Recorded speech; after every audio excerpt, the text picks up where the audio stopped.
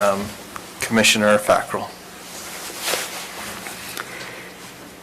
Our dear Heavenly Father, this afternoon we're very grateful for this opportunity which we have to be here, to be able to discuss the matters that are before us in this Morgan County Commission. We're grateful for the opportunity which we have to serve and for the community in which they can help us in their processes of trying to keep Morgan the way they would like it. We are grateful for this country, for the opportunity which we have to be able to be a county and to be able to discuss those matters which are pertinent to our future. We pray that that will inspire us with what we need to support the members of our county and to be able to direct the direction of our county in the way that needs to be done. We pray for guidance always. In the name of Jesus Christ, amen. Amen. Okay.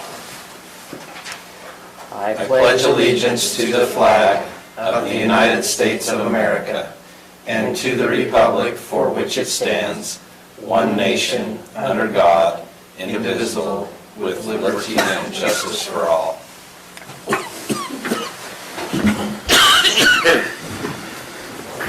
Thank you, Commissioner Fackrell. We'll move to our consent items, which include the meeting minutes.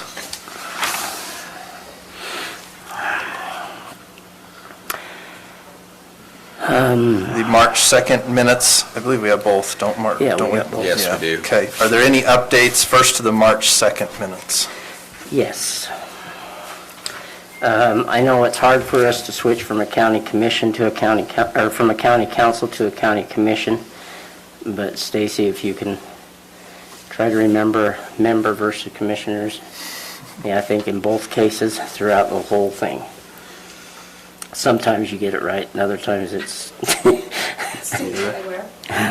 So if you'll go through each one of those were the main things I saw was the problem. Is just you would use member Wilson in different things that needed to be commissioner, unless we're supposed to be members.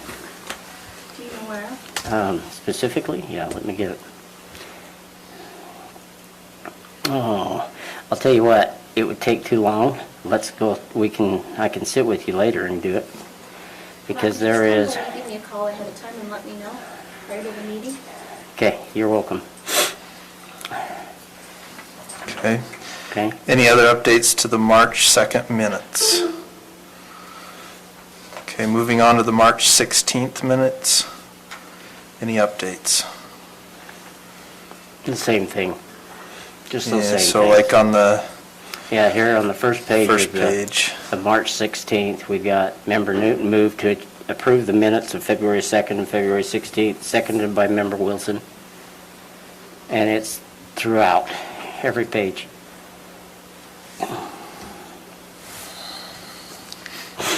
Any other items on those two sets of minutes? No. Okay, do we have a motion to approve the minutes from March 2nd and March 16th? Make a motion that we approve the minutes March 2nd, March 16th with changes as noted. Second. Okay, we have a motion and a second. All those in favor? Aye. Any opposed? Okay, declarations of conflict of interest, Commissioner conflict of interest on any agenda items. I don't know as it's necessarily a conflict of interest, but I'm going to state it anyway. But I have built some of the airplane hangars down at the airport, and have been asked to build some more in this. So I just want to make that known. Any others? Okay, let's move on to item D, public comment. Any members of the public, you're welcome to address the commission. Here at the pulpit, please state your name, and we'll give you 3 minutes apiece to address us. We do have a couple of public hearing items on the agenda. Those are listed under section I. That's the public hearing on the Morgan County zoning map amendment located at approximately 6810 North Frontier Drive in Mountain Green. They're both actually from the same location. So those items we will have public hearings on. The other items or anything else that you'd like to address us, the time is now yours.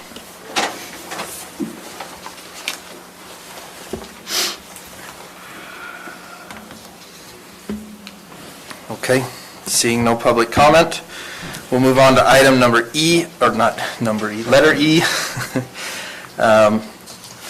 Stacy, information regarding move from business credit card program to government P card. And with that, I'll hand the meeting over to Chairman McConnell. Okay, let me just go ahead, but get ready, but I want to declare conflicts of interest with respect to the Cottonwoods Phase 5A, 3584 Meadow Park West matter, as well as the Rollins Ranch matter 5 and 6. I've represented the developer of both of those projects. Okay. I just wanted to make the commission aware that I'm exploring changing the credit card.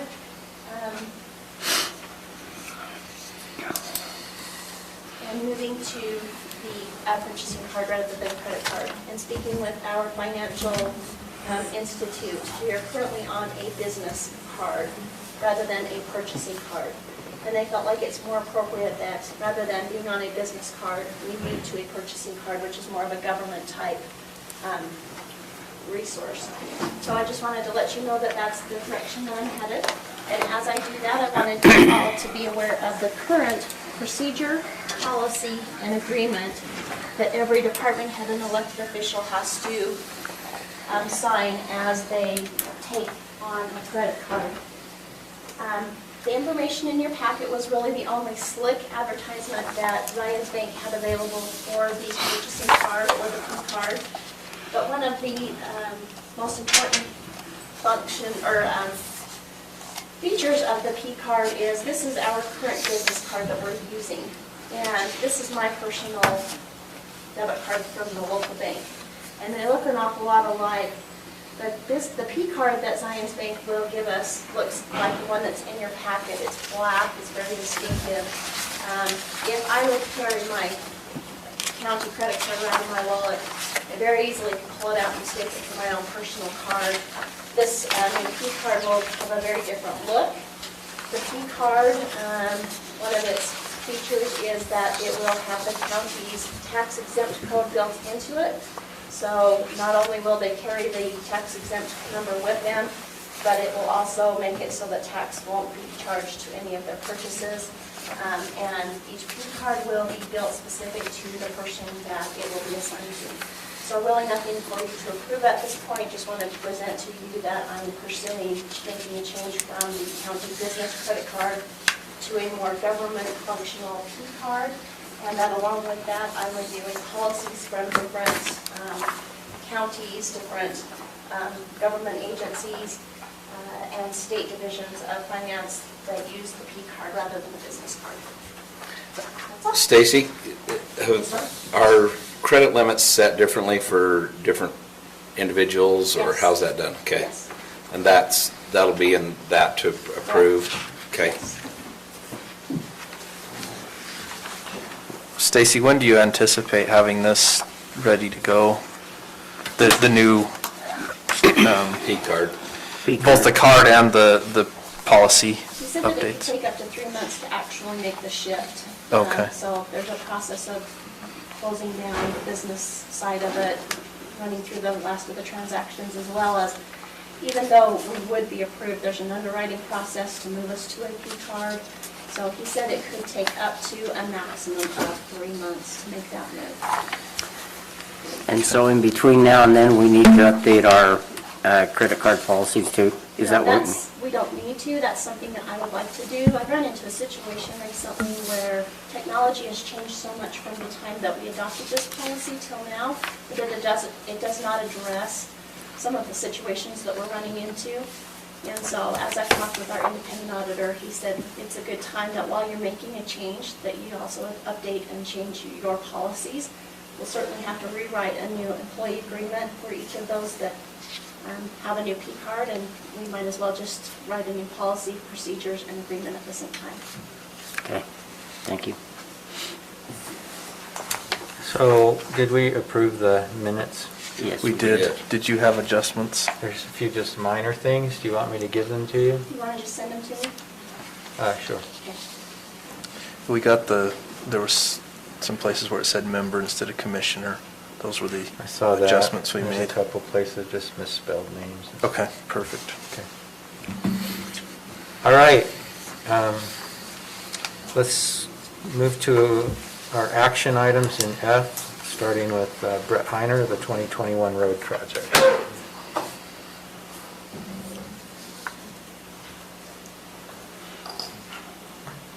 Okay, our favorite time of year, fixing roads, right? Yeah. It's good to see it happen. Yeah. We got the weather maybe coming up. Okay, we've got paving projects and chipping projects on one sheet. First sheet, we've got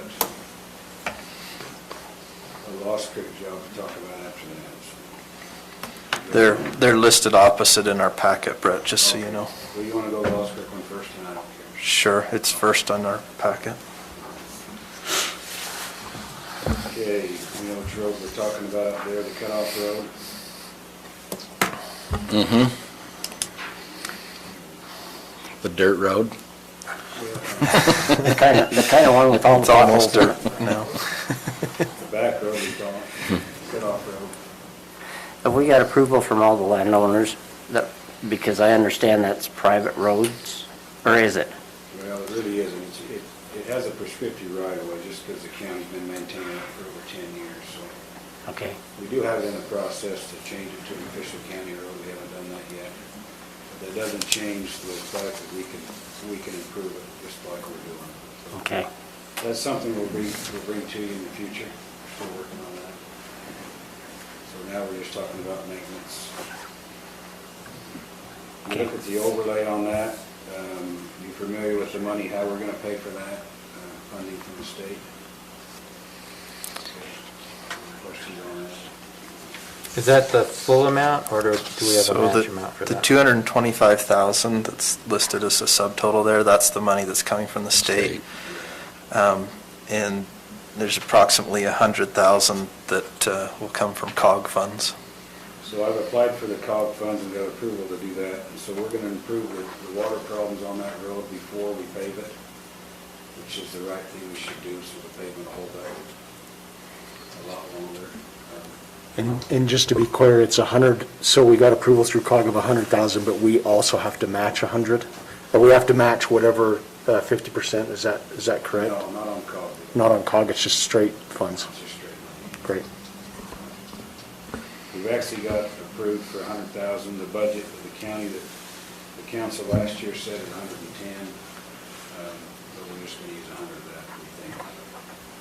We do have some, if you look down there, we do have some contingency money in there if we do run into problems. So I don't anticipate that going over. I'm sure we can bring it in under that, but you never know. So that's where the budget's coming from, and that's not coming from our maintenance fund. That's coming from UDOT funds and COG money. And then I also believe, Mike, if I'm not mistaken, that money's coming in July. Does that sound correct? Yeah, the state money will come in July.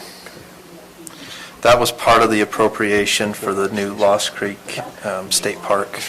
They appropriated $225,000 towards the road repair. So what we'll have to do is we'll have to pay, Harson's under contract now for our paving. We'll have to pay them, and then we'll get reimbursed for that money, is the way it works. Should be fine that way.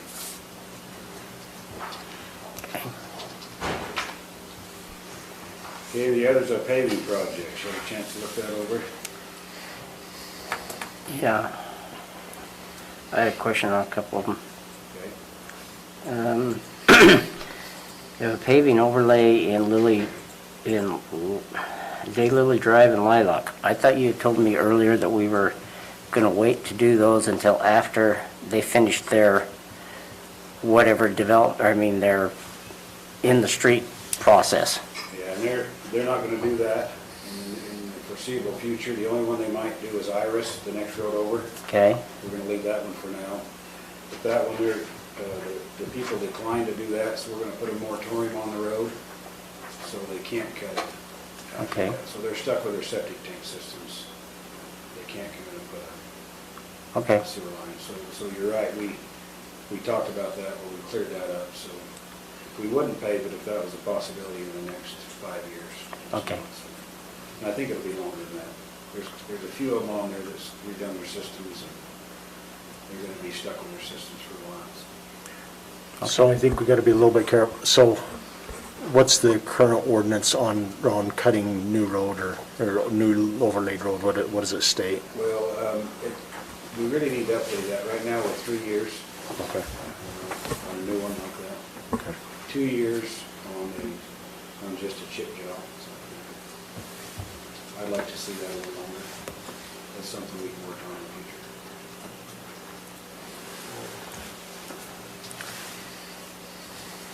And what is the fog coat?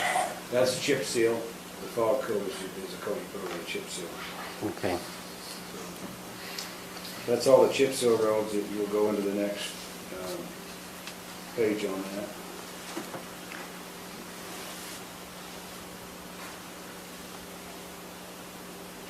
Give a chance to look that over. And the only thing that might change is our engineer's estimate. Most of the time, just a little bit high. We'll keep track of the units that we use, the tonnage that we use, and so depends on how it ends up. Sometimes we'll back off on a little. We might have to back off on a road. We haven't had to yet, but that's a possibility. Depends on how it goes. And so you do these chip seals every 2 years or 3 years? Is that correct? 5 to 7. 5 to 7, okay. And is it, normally they do it after they've paved it recently, or? So if we have a new pave job, Yeah, I think it's our ideal budget's to pave it within a year after, Okay, but we haven't always. See if I can find it. We'd like to get to that. We'd like to do that in the future if we can get to that point. Right now, we're playing catch-up on most of our roads, so we're not really, there's not enough funds to stretch to that. okay. That would be ideal. Because I just know I drove some of those, and they're pretty nice roads. So if we're just putting chip seal on it, okay, that's fine. I just didn't know how often you did it. So you're probably referring to Morgan Valley Drive, if I think of that. Right? That, Hard Scrabble. That was a little Rollins different job Ranch. because it was a grant money, so we was able to put more money on that road. It was federal money, so when you're talking maintenance money, our budget isn't near as big. Okay, So that's tough to do that. okay. But we do what we can. So Brett, what's the expenses that you have here? Does your budget cover all of this work? Your current Yeah, budget? Well, our budget's 500, and you see it's 537. Right. That's where I say it's a little bit high, so I might have to back it off a little bit. Okay. But I'll keep track of that on a daily basis and just see how the tonnage comes out. Most of the time, I mean, we figured just a little bit high, just to be safe. So I wouldn't be surprised if this come just under 500,000. But I'll bring it into that no matter what. Just depends on how the paving goes. Chip seal we'll probably keep that pretty close.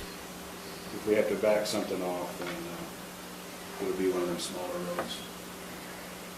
Okay. Island Road, the reason that one's on there, the city is actually paving Island Road themselves. We've got our section, if you go down, renovating over Jacobson houses, that's where the county starts. I'd like to pay that at the same time, they're actually using our unit price for that, we're getting a better deal because of us. That might be one of the roads that we have to wait a year. And you're just keeping that the same width? Yeah. Yeah, no plans to widen that at this time. Okay, The city's doing the same. all right.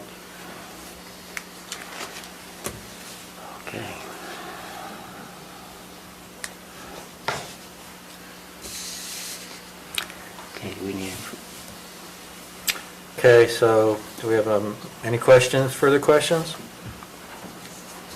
Is there a motion? I'll move to approve the 2021 road projects. Second. And that's just out of the road department budget? Yeah, it's B and C funds for the second group, and it's actually a combination of state funds and COG funds for the Croydon Road. Okay, there's a motion to approve the 2021 road projects made by Member Newton, seconded by Commissioner Wilson. Any questions? All in favor? Aye. Okay. Public Works Building Replacement Bid Approval. Okay, have you had a chance to look at that? The contractor is a low bidder on the job. $1.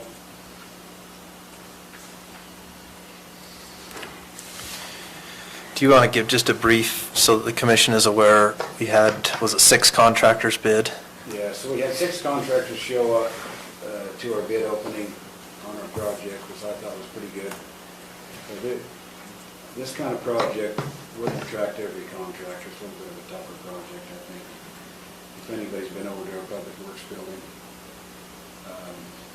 The bids we got back, there wasn't as many that brought bids in, but we got enough to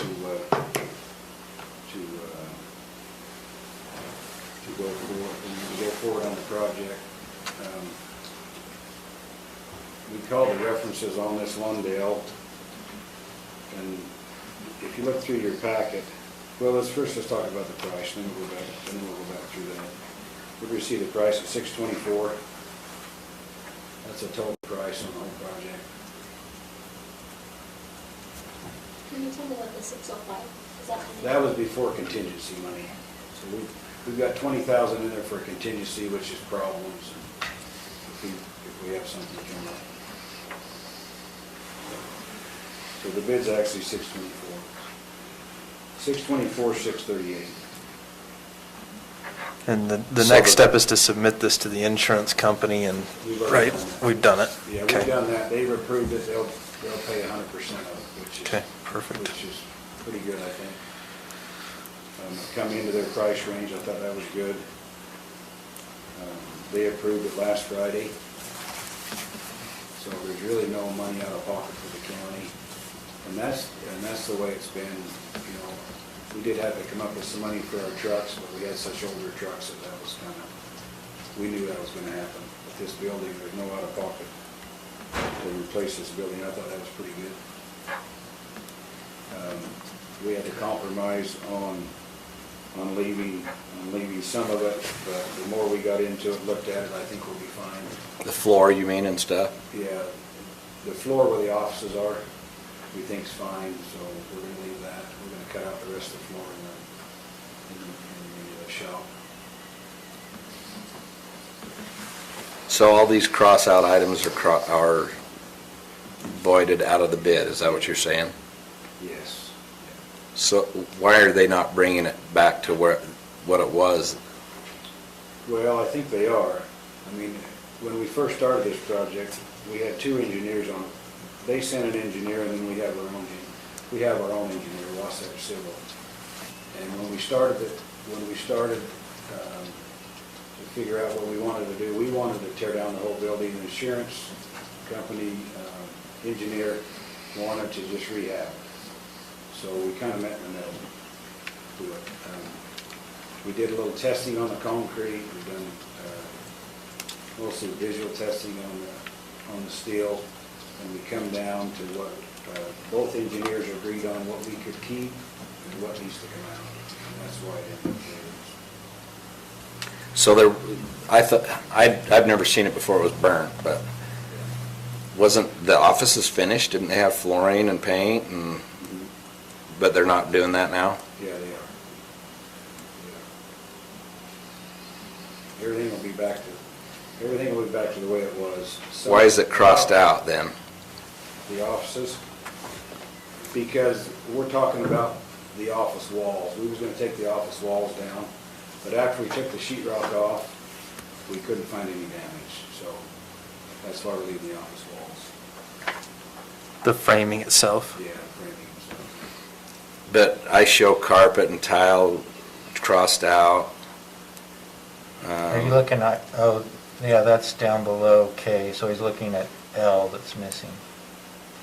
That's because it's all included. It's up in that K. yellow section It's right up in above it. K. Yeah, it's all in K. Oh, okay, all right. Industrial carpet, new tile.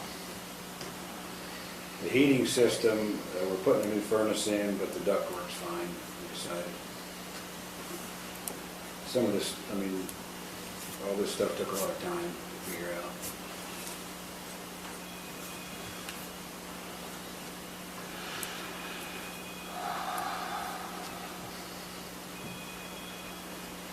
So all the metal will come off, all the sheeting, all the metal will come off, the roof will come completely off. We'll replace 4 columns with all the purlins. The floor will be cut out down to the footing, to the size of the footing. So the concrete will be replaced, the drains will be replaced in the floor. So the offices will be re-sheetrock and then repainted and new doors, carpeted and then retiled in the break room. Bathrooms will be retiled.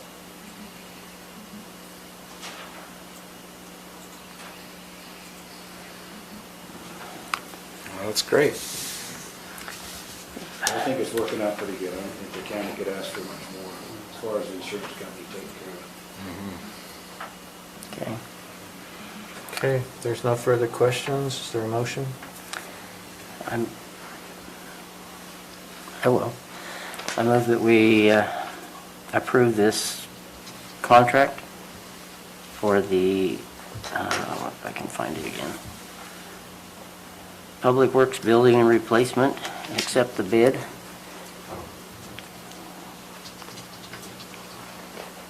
Is there a second?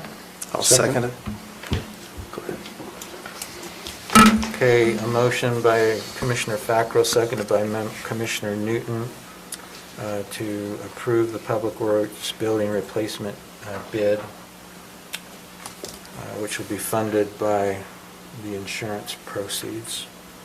Any questions on the motion? All in favor? Aye. Okay. Creation of the county weed board.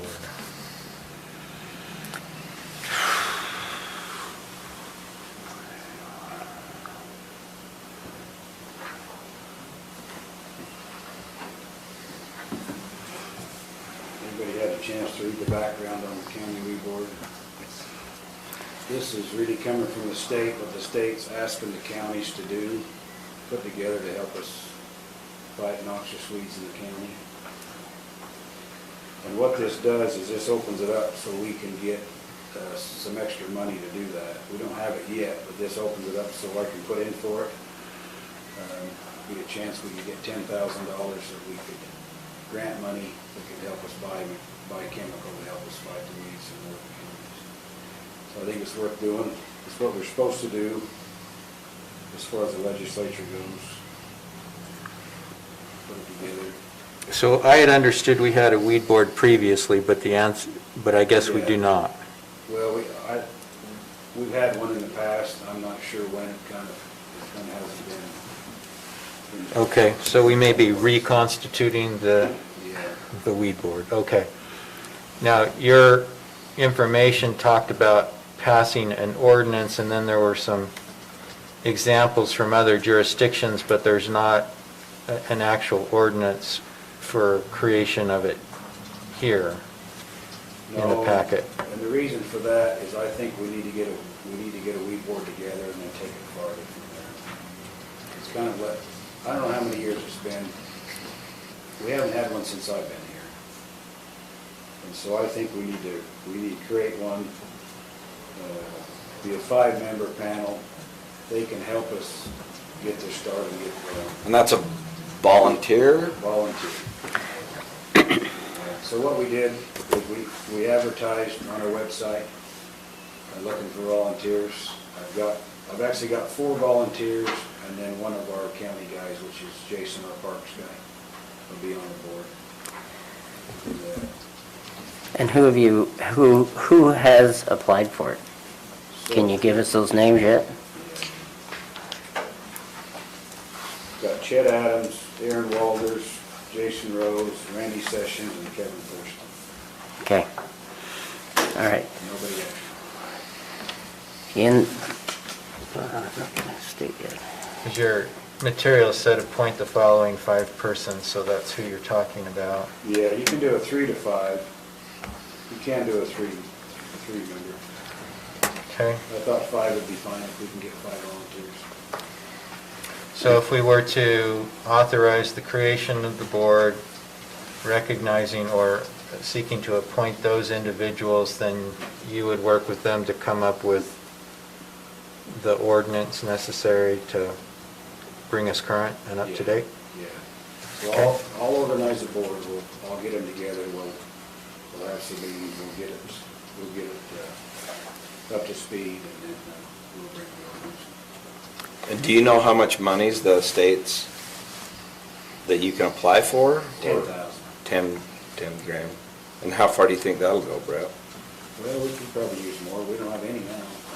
So, I mean, we have money in our parks department, right, and that's where our weed money comes from, so that'd be extra. But we really don't have any money designated for just fighting weeds. I mean, it's all incorporated, and I think Jason's last order was about 5,000 to get started. So we could spend it pretty easy on chemical. Doesn't take long to run out on chemical, you probably know that. So I'm sure we could always use more, but this is a start. This might help us. I noticed on the state website on the code that within that board you need to, which I can tell you have at least 2 ranchers or farmers, which is good. And 3 others can be other citizens. And one person also needs to be directly appointed by you, Commissioner McConnell, to be in charge of that, according to the state. Whether or not you want to, you don't have to, but that's what they say they need to. And that is in section...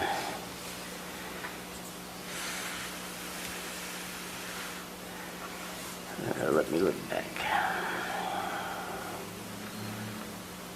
That was in code 4-17-105.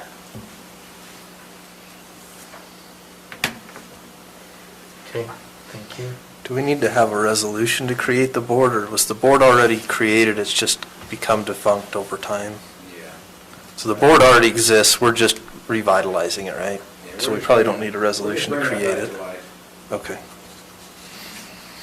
Okay. Most counties have it going already, we just need to get up to speed, I think.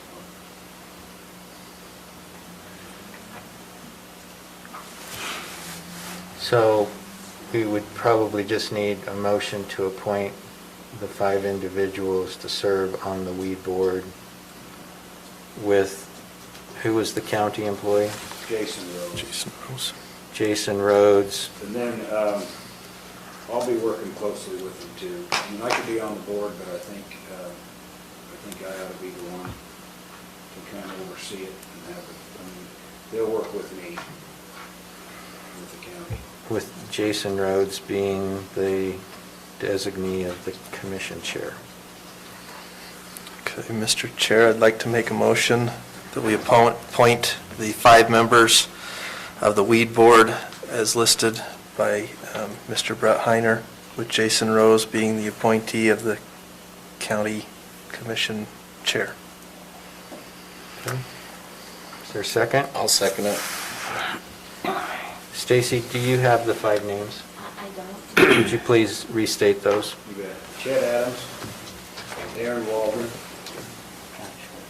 Jason Rose, Randy Sessions, and Kevin Thurston.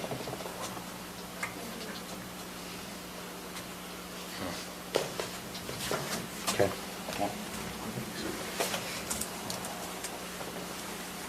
Okay, any questions on the motion? All in favor? Aye.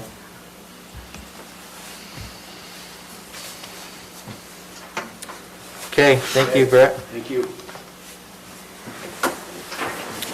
All right, Lance Evans, continuation of February 2nd Commission meeting, Morgan Valley Partners LLC requests approval of an amendment to the Rivala Master Development Agreement to establish the extended time for development as approved by the Morgan County Council on December 4th, 2018, and to update the development language to reflect the changes to the project. Good evening, Commissioners. You've looked at this a couple times, and the applicant has gone through and made the corrections that you requested. A quick summary of the major changes is that they would like to keep the 115 dwelling units that we have requested they leave out. There is an 86-acre parcel on the eastern side of the property that may be viable for future development. They don't know at this time, and with the time frame of 5 years till 2023, this is actually, it's not 5 years from today, but 5 years from the date of the change. They would like to have the option to do another 86 units in that area. Let's see, they're also changing, the other changes are minor that you've discussed and seen before. That was the major one that was that the applicant requested we look at again. There are provisions removing the park requirements, but they reduced the number of dwelling units significantly. They're still going to contribute $1,000 per dwelling unit to a housing fund for affordable housing for Morgan County. And the staff has reviewed the changes and believe that it is appropriate and recommend approval. The applicant is here if you'd like to ask them questions, and I'm available for questions. Any questions for the staff or the applicant? Lance, this may be a question for you or maybe for the applicant, but did you have a chance to review that historical structure that's up there that I mentioned last meeting? I did not. I Okay. didn't go look at it. Sorry. So just maybe for the applicant, the Historical Society has identified that there is a historical structure there. I believe it was once a post office. What's that? Schoolhouse, thank you, schoolhouse. And the Historical Society would certainly like to see that preserved if at all possible.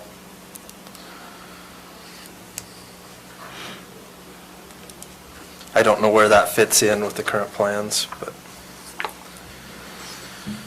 Is that in the larger parcel? No, it's Actually, in the, second part. yeah, it's in the portion that's slated to be developed. Perpetual open space area, in the green area. Yeah, so it's probably fine if it's in that. It's right in that corner Yeah, right there. it's right there, yeah. By the houses. In those areas. So just wanted to make mention of that. I Well, why would don't know that it'll be in the agreement itself here, but the line We'd is love to drawn see around it. it, correct? it looks to me like it is. So it looks like it's outside the, The buildable, you're right, yep, outside of the construction area. Any further questions for staff or the applicant? I do.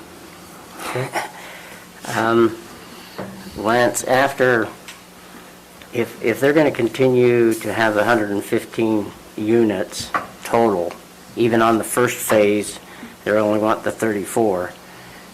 With the 115 units, now we make everybody else put in trails and parks and all that kind of stuff. Is this going to be a problem now with them going back to the 115? Well, I can't say that it'd be a problem one way or the other. I don't know that. Where we do require trails and other improvements and other developments, it ties into an overall trail plan and connects to an overall trail system. I'm thinking of CW Land's project in Mountain Green specifically. This property, when they came in and those elements, my take would be that when those elements were put in, there was 561 units, and they had to build a new road, a new bridge. The bridge at the county fairgrounds, of course, they paid for and had put in. So they have definitely contributed to the community on that aspect. At 115 units, it would be up to you if you want that for additional. My only problem with it, without them, I mean, that was one of the reasons they went down in size, was so that they did not have to comply with the parks or the trails. And now they want to go back to the 115, and we're making everybody else do the same thing when they put in and develop. I mean, we did CW Lands or the Basin or whatever, we made them put in trails. Why are we not doing that in this area too? Well, CW Land was part of the development agreement. They got extra density, they preserved commercial property. It was a very different project. The code itself called for a trail connected plan for the towns, any developments in the town center zone, which that was. So that was required per the code requirements there. This is just an amendment to an existing development agreement from 2006, 7, 8, whatever it was. 2008. 2008. I don't think it's exactly the same, and we don't require other subdivisions to put in trail connections necessarily. Yes, we do. At this time. The more rural parts of the county. So it's a little bit different, I think. So I'm understanding that originally it was 500 and some units, right? 561. And that's when the trails and the parks and all that stuff was there. Right. Now Roadway it's- improvements. Yeah. Lots of other verifications. So now it's been shrunk down to 115 plus 30 something. No, it's 115 maximum. Total. 34 units. So that's a big Maximum. difference. Well, yeah. That's shrunk down a lot, so. I'll let the applicants speak to it more. I'm sure they have much more detail on the history. Yeah. I just have a concern about that, is when we're making some areas have trails and not everybody else. I mean, I want to be a little bit fair with the whole county, not just one particular developer. You have to do that within the framework of your ordinance. Okay, so we In don't certain have an instances, ordinance? We don't have an ordinance that requires trails just by reason of the subdivision of the land. CW Land did an application with respect to the town center where it was something that was included, that those requirements were set forth in the ordinance, and it was negotiated pursuant to the development agreement. There are other places where that's not the case. There are some other zones where it is. So we don't have one zone that applies countywide, so it won't always necessarily be the same subdivision to subdivision. Because subdivision is just the division of the land. The land use and application of the applicable zoning ordinance depends upon the zone that's applied to a given area of the county. So you're telling me that the general plan does not matter either? I Because the didn't general say plan- any of those things didn't matter. Okay, The general plan is an advisory document pursuant to the state statute. okay. It's advisory pursuant to its express terms. The zoning ordinance is something that is imposed on a countywide basis, but the various zones are only in different areas of the county. So when an applicant comes in for subdivision approval, they need to comply with the requirements of the zone that their property is located in. In some cases, that will require half-acre minimum size lots, and others 1 acre, some 5, sometimes larger if you're in, some of the rural zones. And the requirements of those zones may or may not impose a trail requirement. Okay. So there's not a county-wide trail requirement in all zones, that's all Okay. I'm saying. All right. Any further questions for staff or the applicant? So tonight, all we're doing is we are extending their agreement. Is that correct? Also, And- And the amendment. Yeah, there's other amendments Right. in the text. the Okay, county council's already approved the extension. We're actually putting it into this amendment, right. the previous county council. And then we have made some other small changes to the document, to this amendment, that changes the previous development agreement.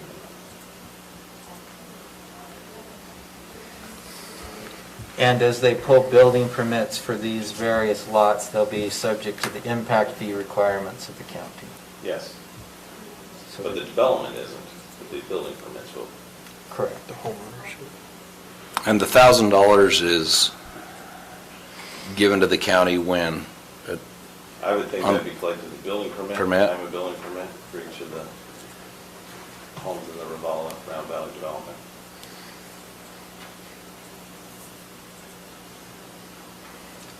Okay, I'll give the applicant an opportunity to speak if you'd like, or otherwise I'll ask for a motion.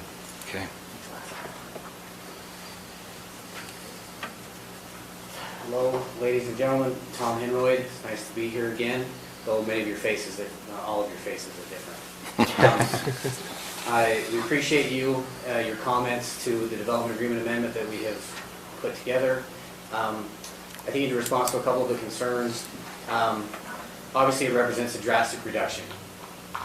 What currently exists is a development agreement approval and extension for 115 units. This is just setting forth a portion of it and preparing for the platting of 33 new homes. Again, it represents a drastic reduction. And even at 115, we've also placed in this new amendment a minimum lot size of ½ an acre. So I think dealing in Morgan County for this decade plus has taught us a lot of things. One of which is that minimum lot sizes are important. I remember Tina was on the county council a while ago. 561 was very ambitious. It would have required extensive utility infrastructure that would have been borne entirely by us. There was obviously a recession that changed our minds about that entire thing. And I think that this project that we're proposing to you now is so much more in character with Morgan County, with minimum lot sizes of ½ an acre. You know, the comment about trails, I totally understand the comment about trails.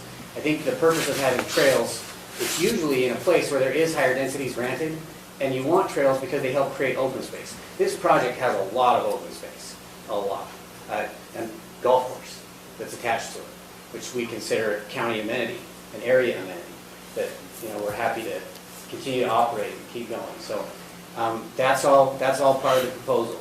So I think open space is definitely ample, meets the requirements that, you know, we've worked with Lance on. You all have commented on some clarifications in this development agreement amendment, which we think are good.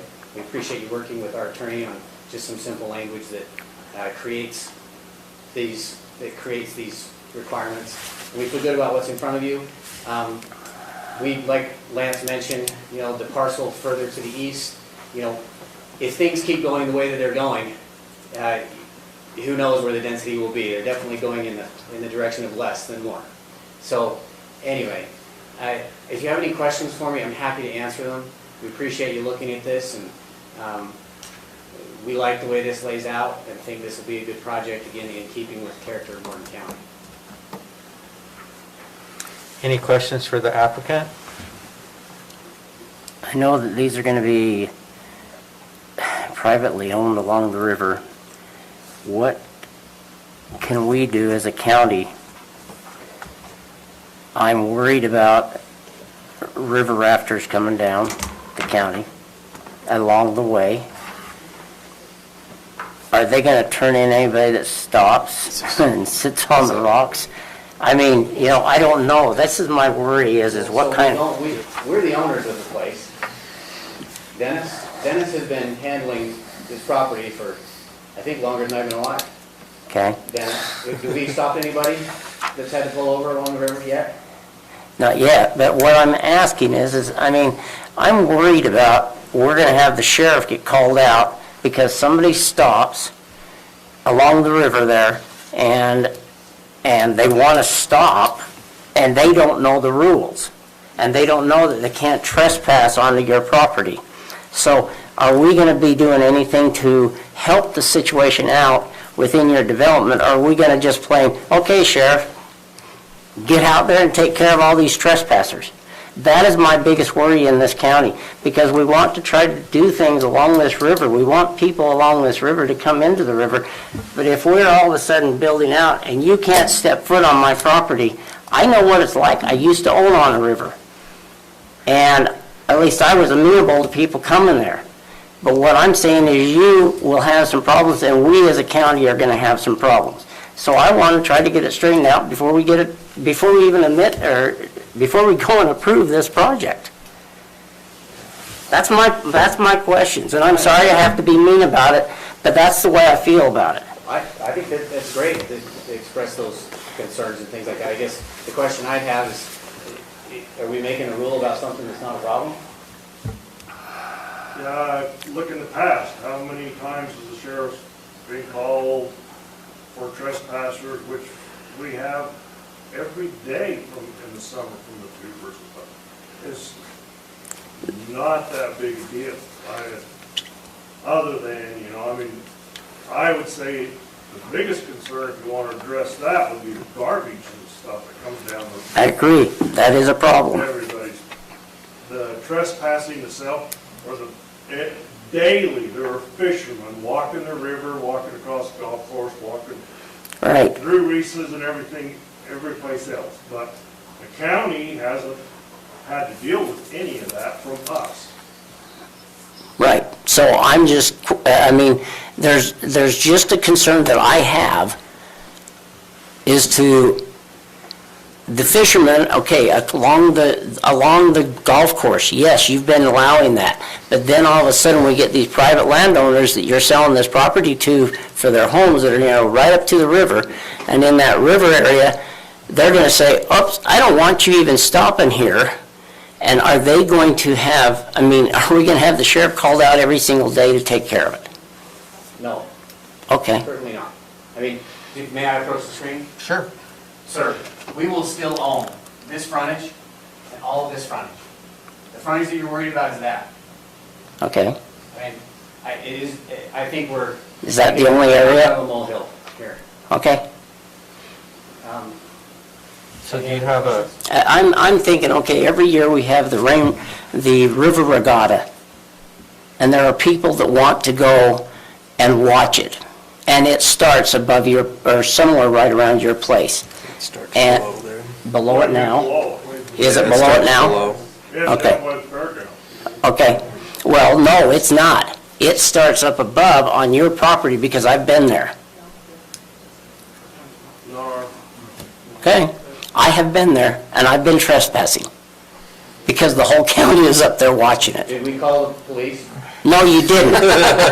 You didn't, personal because experience that he's dealing with here? So- do you have a proposal? I don't have a Would be proposal, correct- other than I'm just wondering if we can maybe discuss it in the future, before you come to concept plan, and all those kinds of things, to at least discuss it. Well, some signs or something like that. Signage or something, or maybe even, there's other things that are coming about in the future, That's but, easy stuff. but just so that you're at least able to talk with us about it and go through these instead of, like last time, you basically said, no, we're not going to do anything, period. Signs are easy. Okay, so, anyway, Okay. those are my only concerns. Thank you. Okay. Is there a motion? I'll make a motion that we approve the Morgan Valley Partners request approval of the Ravala Development Agreement, Second Amendment to establish the 5-year extension that was granted by the County Council on December 4th, 2018, and to modify the number of entitled lots from 561 to 115. I'll second the motion. So there is a motion by Commissioner Wilson, seconded by Commissioner Newton, to approve the amendment to the Ravala Master Development Agreement as stated. Any questions on the motion? All in favor? Aye. Any opposed? Okay, thank you. Thank you. Hale, Rollins Ranch Phase 5 Amendment 2, a proposed amendment to the Rollins Ranch Phase 5 subdivision, combining lots 506 and 507 into one lot, located at approximately 6201 North Lariat Lane in Mountain Green, Utah. So this is the second amendment of Rollins Ranch Phase 5 subdivision. All they want to do is combine 2 separate lots into one single lot. It is located at 6201 North Lariat Lane and includes, with both of the lots together, it will include 3.03 acres. It's pretty straightforward. Do you guys have any questions for staff or the applicant? Any questions? Does it change what's the purpose of it? Just to take in more land and have more open space, or are we putting more on it? Yeah, well, they can center the home on the 2 lots probably, but go ahead, you're the applicant. Thank you. I'm Skylar Gardner, the agent for Rollins Ranch LLC. Both of these lots are currently under contract with a prospective buyer. That buyer desires to construct one home and an outbuilding to match the home. In order to meet the county ordinance and the covenants of the subdivision, he can't build an outbuilding exclusively on a lot without a residence as well. So to overcome that, he's combining both of the lots. The home will likely be where the star is, and the outbuilding will probably be where it says the word site right there. So it's really just a matter of convenience to meet a few ordinances to accommodate what he wants to construct. The only other addition that in terms of what we've done here, is there is a new ordinance in the county for slope stability and geohazard ordinance. We did both of those investigations, and combined with the original geotech for the subdivision, we've met all of the requirements in terms of geotech, geohazard, and slope stability. So was there a problem with one of those sites? Because in the information we had, it says that this was being based upon a geological survey. There was no geological survey in here. Can you tell us what that said? The geological survey, so from the road to the back of the property line, and I'll call this the back of the property lines here, it actually slopes uphill. And the back, probably 2/3, and you can kind of see where the vegetation is, it's actually slope that exceeds 25%. Okay. So we had a slope stability investigation done to determine that everything below 25% would be, it would be permissible to construct in that area. And AGEC did those reports for us, and they found that it is permissible to construct obviously with certain construction constraints in terms of making sure they don't cut the toe of the hill and without proper stability and things like that. But there is a report, and one of the staff recommendations is that we enumerate that report on the plat. And I don't think this was mentioned, but we have been recording some of the geotechnical reports so that they become public information, and we can do that with these reports as well. But they should be in the base camp. I don't know if they were in your packet, but they are in base camp, and the staff does have them. Did that answer your question? That did, thank you. Thank you, Skylar. Any further questions? Is there a motion?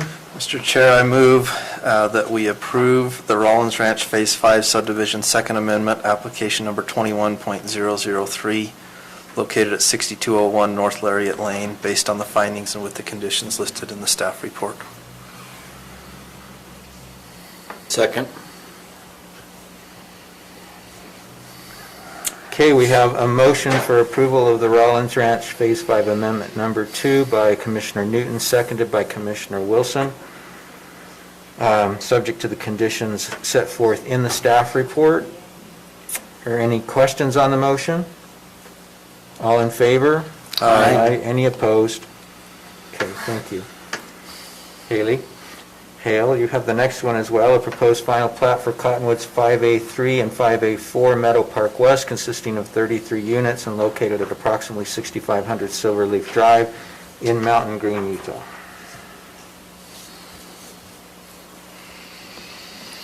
So this application is for final plat approval of Meadow Park West Phase 5A3 and 5A4.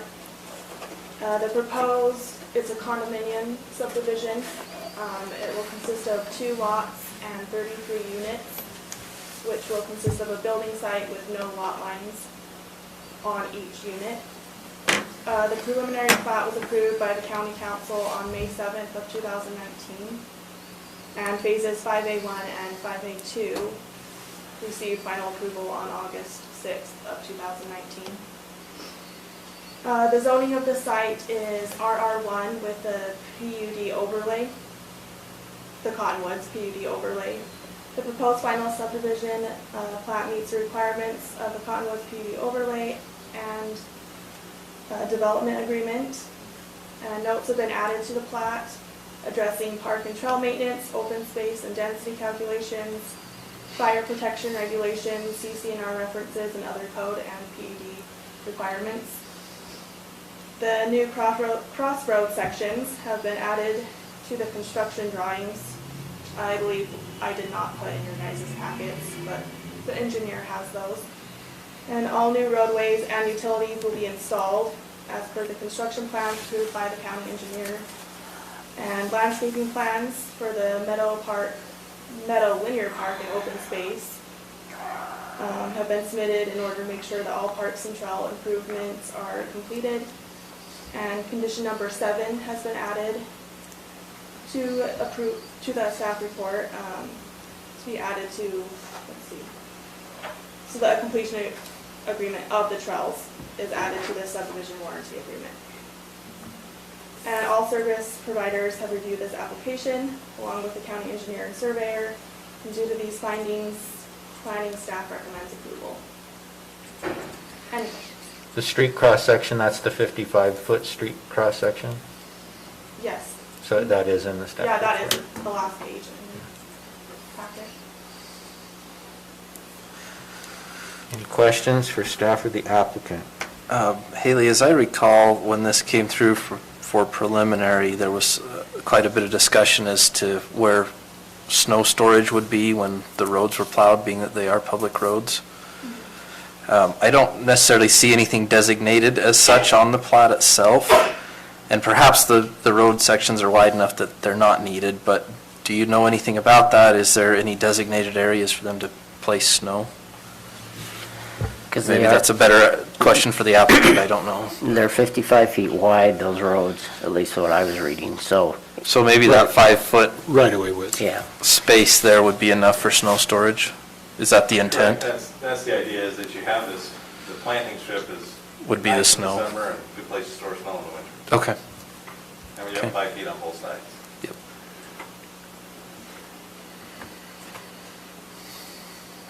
And the cars will still have the same ordinance as the rest of the development where they can't park on the roads in the winter if there's snow? Yeah, because Is they're that public correct? roads, so Okay. it would apply. All right, just questioning. That one's countywide. Okay. Just wanted to make sure. Yeah. Haley, there's a document from the county engineer dated January 10th, 2021, and he had some concerns. Do you know if those concerns, you mentioned a little bit earlier that the concerns would be addressed. The concerns are there, but I just didn't know if they've been addressed, those concerns from that document. I know the applicant has sent a memo addressing all those concerns, but the engineer hasn't confirmed that they've all been addressed, not in writing at least. And then the other question I have is, we have a will serve from Cottonwood Mutual Water Company, dated, looks like 2 years ago. Do we have anything more up to date, or is that the document we're So using? that was required at preliminary application, which was 2 years ago. Right. And the water company has reviewed the final plat and still says that their will serve letter is, Okay, and we have that in writing. yes. Okay. It's on base. Why do you worry about that? About water, I'm not sure. Okay, now how about fire?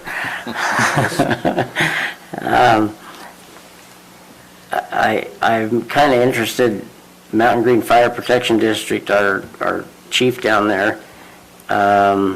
He had some concerns.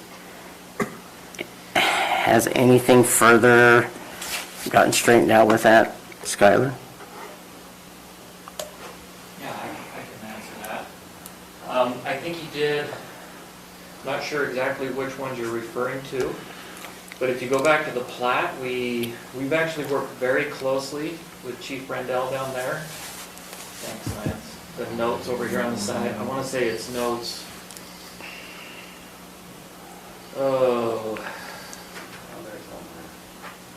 11, 12, 13, 14, actually all relate to fire concerns that Chief Brendel raised because of the proximity of these structures. He's actually been out to investigate the first 2 phases of construction, the 35, we haven't constructed 35, but there are 35 homes there. About 25 of them have been constructed, and we have been following all of the guidelines and requirements that he's outlined. He has reviewed these plats, the most recent ones, and identified, I think we missed a fire hydrant, might have been his most recent comment, and we did get that added back in the most recent set of drawings that we turned into him. And going back to the water, the sewer district is also on the base camp in addition to the water district, and both of them confirmed that they are honoring the will serves that have been issued there, and they reviewed these drawings as well for completeness to their company standards. Okay. I do want to just comment, appreciate the work that you've done working with the fire district. I'm just reading from a document from 2019 where he states he's got about 10 items, and he states only 2 of them can be enforced by ordinance, but that the developer has been working with him on those other items. So I want to, we appreciate your willingness to work with the fire district. Thank you. It's gone a long way with people purchasing the homes there. They like those extra protections that we put in for the fire protection between structures there. So, is there any other questions that I can answer? If not, I just have one additional comment, if that's okay. Okay. And it actually relates to the subdivision completion agreement and Morgan County ordinance. The Morgan County ordinance actually outlines that a final approval is only good for a period of 6 months. And because we receive an approval, we go out and construct the subdivision, and then we record the plat, sometimes we bump up against that 6-month period. And I'm wondering if we might be able to have a condition or something in the approval tonight that maybe grants an additional 6-month period before I need to come back and get a reapproval for this project. We plan to actually begin construction immediately on this as soon as we can get a pre-construction meeting scheduled. That was the word I was looking for. Pre-construction meeting scheduled with the county. So we do plan to go immediately, but there are some big material and labor shortages that are happening in the world, and we're not positive that we will get it completed by the 6-month period. So we've done that recently in the Phase 7 subdivision. We had some dialogue during that approval that an additional 6-month period would be granted, but it might be beneficial to put probably 1 or 2 sentences that describe that in the subdivision completion agreement, if that's okay with I think I keep calling you the council. I'm sorry. We'll keep calling ourselves the council. Commission. There At should least be a jar where least I do. put in a quarter every time we say it wrong. Sorry for the commission. So. Any objections to that from the staff? Okay, any further questions for Skylar? No. Thank you. Thank you. Okay, Mr. Chair, I move to approve the Cottonwoods Mountain Green Phases 5A-3 and 5A-4 Meadow Park West Subdivision Final Plat Application Number 21.004, located at approximately 6500 Silverleaf Drive in Mountain Green, with the addition that this final approval be for a period of 12 months. I'll Second. You can. I'll take Either one of us. Commissioner Anderson's, because he was looking at me. Okay. Okay, so we have a motion to approve the final plat for Cottonwoods 5A-3 and 5A-4, Meadow Park West, subject to the conditions set forth in the staff report with the addition that the effectiveness of the final plat be 12 months as opposed to 6. Any questions on the motion? All in favor? Aye. Any opposed? Okay.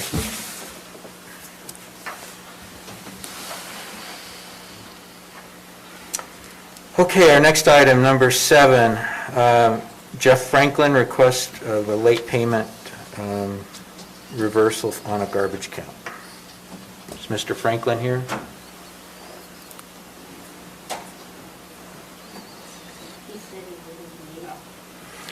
I'll take a motion. So the late fee is $3, is that what he's requesting? It's $4. Oh, sorry, $4. No, what he's requesting is that the actual record of him having a late fee at all be completely removed off of his record. So We don't report this to credit agencies. So he paid the late fee? Yeah. He Oh, I don't know. he wants the actual fee removed and then in the record That there was a late fee, Is there a record? yeah.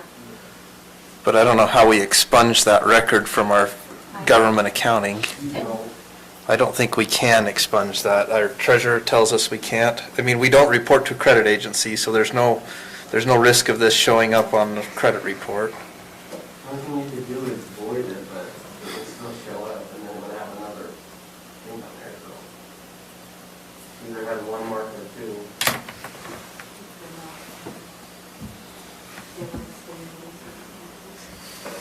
But there was.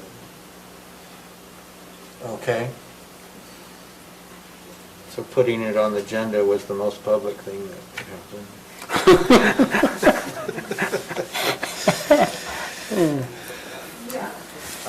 I don't have, what, Well, I'll make a motion Yeah. that we remove the $4 from Jeff Franklin's account since he had paid it on time and there were some extenuating circumstances that held it up. okay? What were those?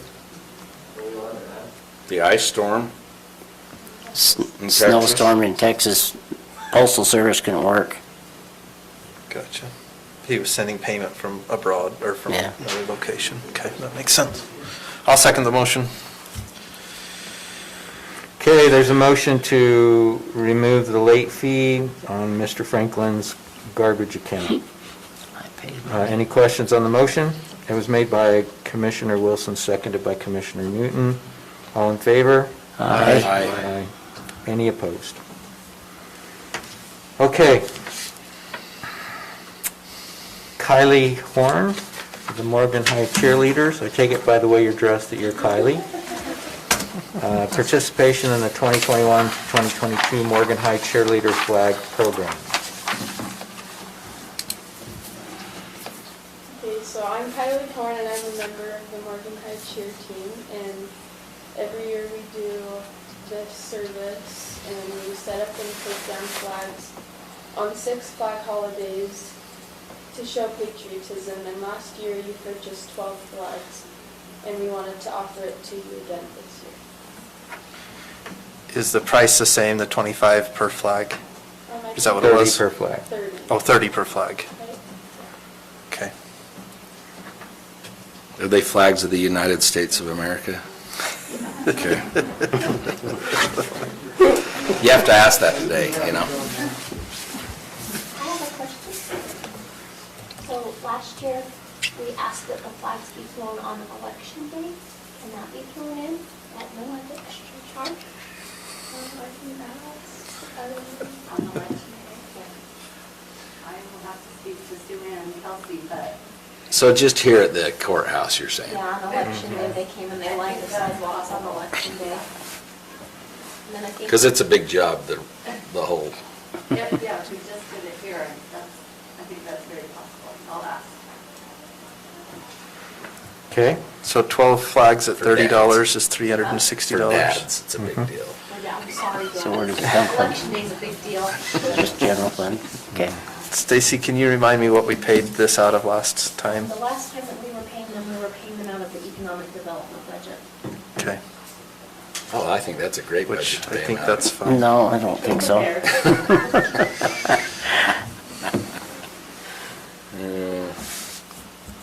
Okay. You don't like that, Blaine? It's called non-departmental is what we need to put it under. Let's put it under Blaine's budget. So we're Yeah, go also- right ahead. Oh, wait a second here. different. Not like that. Different lanes. This one. I think coming out of the sheriff's department would be okay. I do the work, I'm not. Another care. condition that we- I don't care if it comes out of. Yeah, it probably should be out of the general fund. Oh, they were in the parade? Like when they required them to, the cheerleaders went. I don't have a budget. In the parade. In the parade. So, Mr. Chair, I'd like to make a motion that we approve the expenditure, $360 to Morgan High Cheer for flags to be placed on the holidays at the county building. Do we need to say what? And let's take that from non-departmental. Yeah. I'll second it, since it's not out of my budget. Okay, we have a motion by Commissioner Newton, seconded by Commissioner Fackrell to approve participation in the 2021-22 Morgan High Cheerleader Flag Program in the amount of $360, which will be 12 flags, paid from the non-departmental fund account. Any questions on the motion? All in favor? Aye. Aye. No one's opposed. Okay, Thank thank you. you. Thank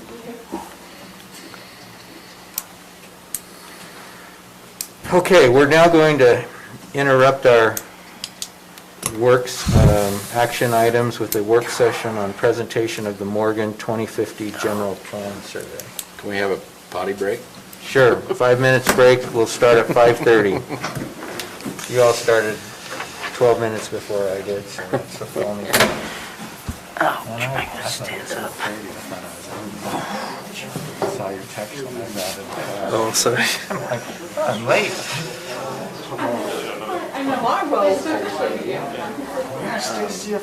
So you understand what I was saying? So the I difference just to go from, with everything I read in the general plan is that they wanted to have trails. We were trying to get trails through the county. And this one up here is probably so but I can understand them not wanting a trail like that. While we were in my office.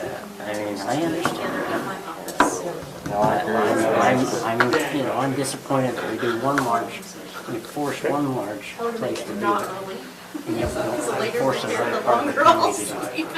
well, that's where we need to update our ordinances. Yeah, I agree. And we need to update that 6-month requirement. That has to be the shortest duration. Yeah, that's Any kind of jurisdiction ridiculous. in the Why would we? Yeah, you go through this The month-long process. preliminary is good for a year, isn't Well, it? there's. But the final's only most good for other 6 months. Entities, the plat's recorded before we do construction. Well, that Because was of the true. bonding thing. That we was gotta- true before 2008. We gotta change that back too. I think it's ridiculous, absolutely ridiculous. Well, the reason why developers choose it is because the bonding industry's, It's It's a pain. They'd rather spend the money up That's what I front mean, than bond we it. need to change the bonding ability so that it makes it a little bit easier for other developers. Yeah. So that was a 6-month what? once you get plat approval, you have to record it within 6 months or you have to come back. And in order to record it, normally people would just record, then they would build because they would bond for the improvements. And it allows them to sell the lots. Okay. But now, because it's so hard to get a completion bond, most developers don't record, they complete, they get it inspected, and then they record it. Okay. And then they can sell it. Did you have a question for me? So the board on the late fee, so we use bank bill pay, so What is this connected to? we paid it through his bank bill pay. So Okay, so. still could have called or Yeah, but paid online by himself. Does that matter?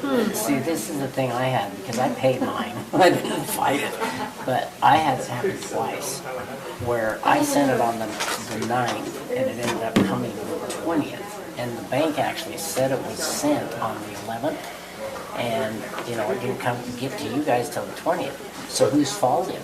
The bank tells us it takes up to 10 business days for the checks to get to us because they cut a physical check. Well, of course. So in the disclaimer that you have to sign when you say that I want to do a bank transfer, We're done. agree that your check could take up to 10 business days for it to get there.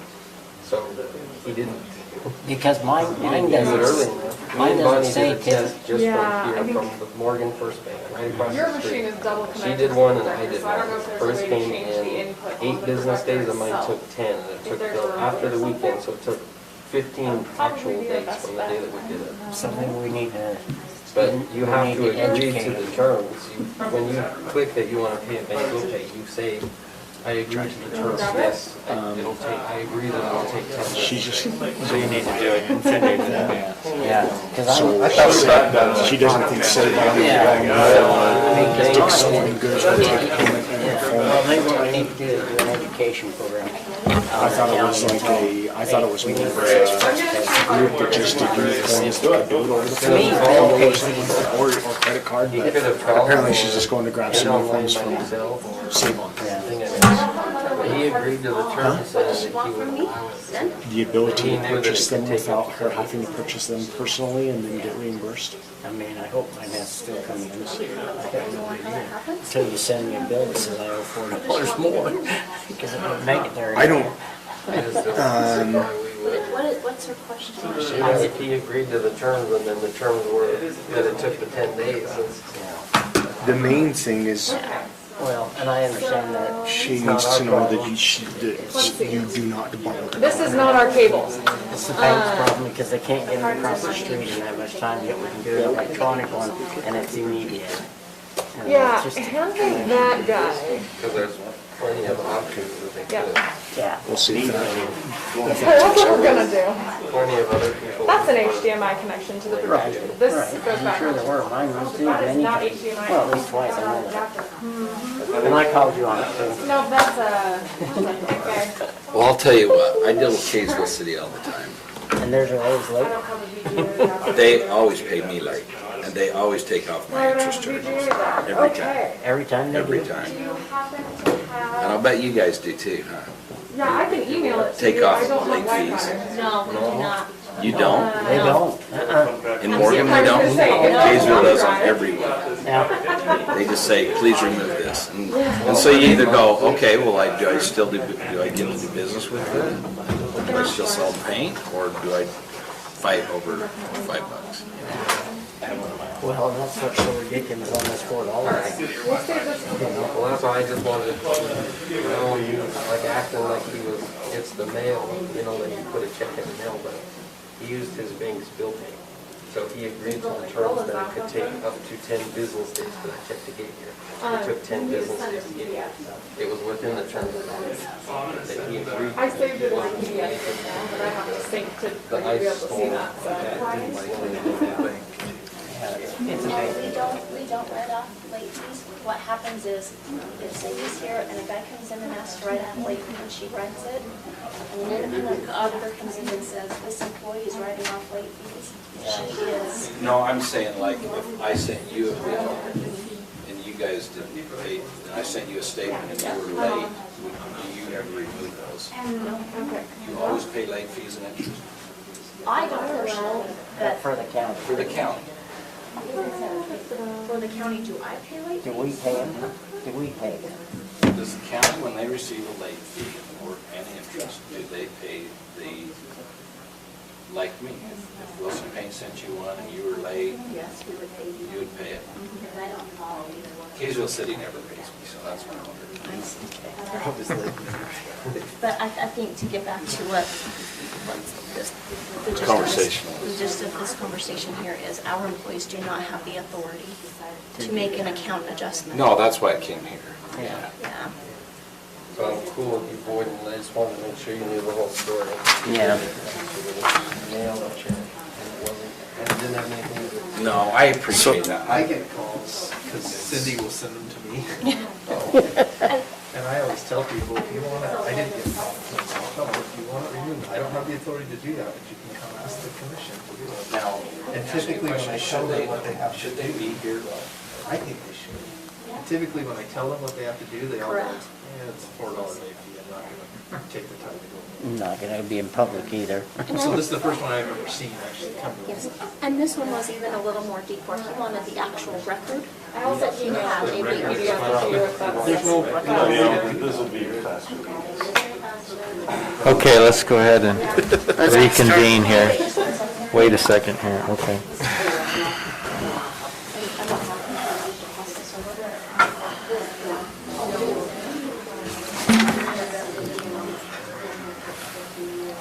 I could be a grandpa anytime here. This one's for Exciting. I heard you say that yesterday. That's really exciting. Just waiting, huh? They still don't let you in the hospital, will they? No. Dang it. My wife's not even, doesn't even So go to it's the a year later? No, No, she just said. So ridiculous. the hurdles continue. Oh, okay. I just wanted you to have it before you went. So we're going into the executive session. Wait. We should, if you guys want an update on it. I would like to. Okay, thank you. Lance, Yes, sir. presentation of the Morgan 2050 General Plan Survey.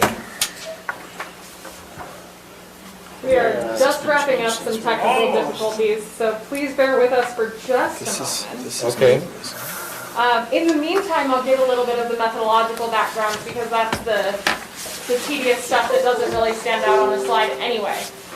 So we conducted a survey of Morgan County residents from the registered voter files. These are Morgan County voters who were randomly selected to participate in an online survey. They received invitations via email or postcard and were directed to participate in the survey online. There was also a help phone number so that if residents did not want to participate in that online version, they could call in and we would schedule the interview to be administered over the phone. So we wound up with, I want to say it was 651 residents responding. I'm going to go ahead and pull this up on my end so that I have a bit of a cheat sheet. I'm sorry, Did you watch it? 735 residents. It was good. The survey was conducted in February from the 6th to the 25th, so we were in the field for about 3 weeks to account for time for those postcard invitations to be delivered and allow residents an adequate amount of time to respond. The data have been weighted to reflect demographic variables for the county population according to the registered voter file. So again, our sampling frame was registered voters. Our resulting data is reflective of registered voters in the county as a whole. And that 735 residents responding to the survey gives us a margin of error of about 3.5 percentage points for our county estimates throughout the survey data. No, you're fine. We'll just hold everyone in suspense for a moment. How many were asked again? We sent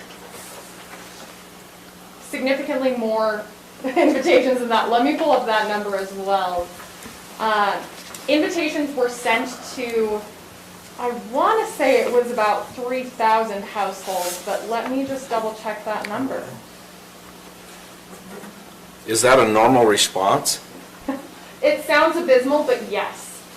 So survey response rates tend to be somewhere around 2% if we have no recognizable sponsor, if it's just something that Y2 Analytics is doing for a private organization that prefers not to disclose their identity sponsoring the research, or if it's something that we're doing for a public polling venture.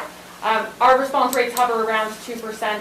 When we have an entity that is recognizable that respondents can trust and are familiar with, we tend to see response rates somewhere in the ballpark of 10 to 20 percentage points in some of the cities where we've been doing regular survey research for a considerable amount of time, and residents are a little bit more familiar with the process and are used to seeing those survey invitations, we can, if we're lucky, we get up to about 25% response rates. So it's So we're in the higher area. Yeah, yeah, absolutely. And we are an industry comfortable with rejection.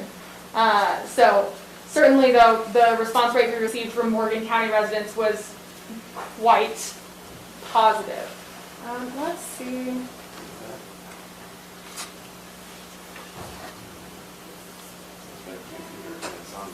It is on, yeah.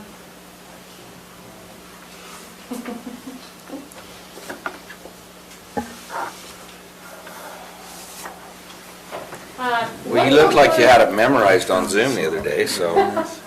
I was trying to fly through while I was on Zoom the other day too.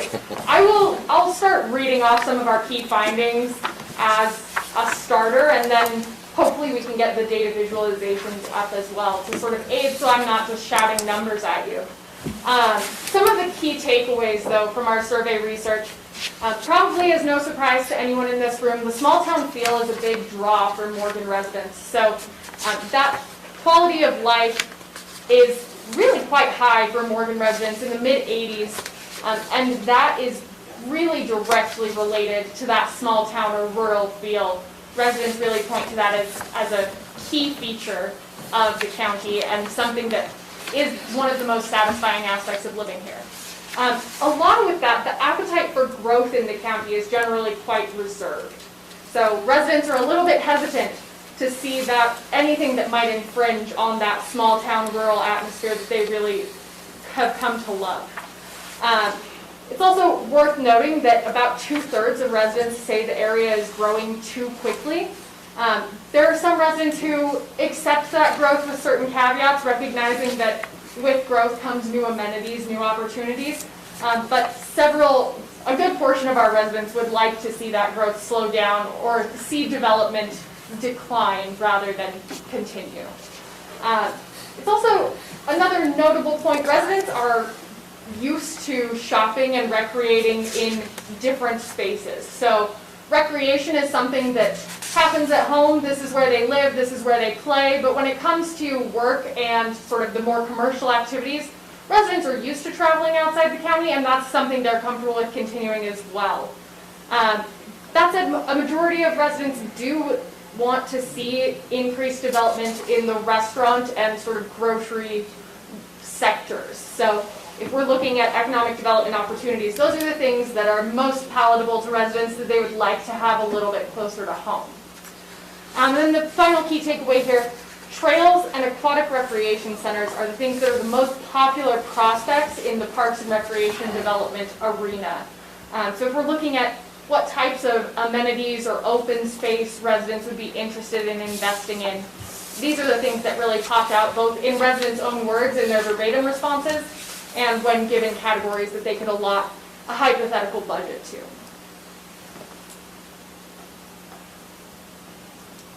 Going through a few other things here. Again, I mentioned that the rural lifestyle is really key for residents. 55% of residents indicated that that was one of the top 3 reasons they choose to live here. And the other things that residents pointed to most frequently were sort of dovetailing with that theme. So the environment, the people, and safe neighborhoods are also important factors that they highlighted. I mentioned the average quality of life rating in the county is quite high as well. On a 0 to 100 scale, Morgan County residents rate their average quality of life at 86 out of 100. This is one of the highest quality of life ratings I can recall in my work with Utah municipalities. So that's a pretty significant commendation to the county and the services and the lifestyle afforded here. There are some areas where residents of the county at large differ a little bit from Morgan City proper residents. One of those things is that Morgan City residents point to more accommodating services and more accessibility for seniors or elderly members in the community. Residents of Morgan County as a whole are less likely to say that the community has resources available for senior residents. That's a county, go ahead. Hold on. Yeah. So, I thought the first part of your comment was addressed at what seniors from the city wanted to see, more accessibility. And the second part of your comment was county residents don't see it as being accessible? Yeah, so maybe I misspoke. Maybe I misunderstood. No, maybe I misspoke too. So 2/3 of residents of Morgan City say that the city is accommodating for elderly members of the community, Okay. while just shy of half of county residents at large say the same. Okay. On the flip side of that coin, 55% of county residents say that the county has all the recreational amenities they would like to see, so more than half there, whereas residents in Morgan City proper just fall short of a majority agreeing with that sentiment. So city residents are more interested in seeing increased access to recreational Well, the amenities. amenities are in the city, aren't they? Otherwise, there's a lot of parity between city residents and county residents on some of these attitudes about the community at large.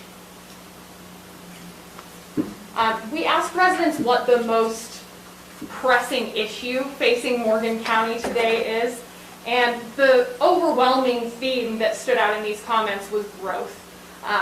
Residents pointed to growth and increasing taxes, too much expansion in housing and not enough infrastructure to support it, lack of commercial developments such as retail, restaurants, gas stations, etc., how to allow for growth and create a solid tax base but still maintain the small town feel, and development of range ground and water, not much commercial, taxes escalating rapidly. All of these were comments that residents expressed in their own words about the issues and concerns they have for the growth of the county or the future of the county.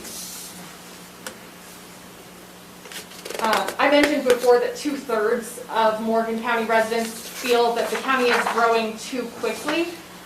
Only 25%, or 1 in 4, say the county is growing at an appropriate pace. And there are 9% of residents who say that the county is growing too slowly, so a slim minority there, but they do exist. We asked residents some questions about what priorities are important to them as the county plans for the future and looks to what type of growth residents want to see. The things that stand out as priorities for residents are preserving community character, maintaining low taxes, and having a place for children and family to live in the community.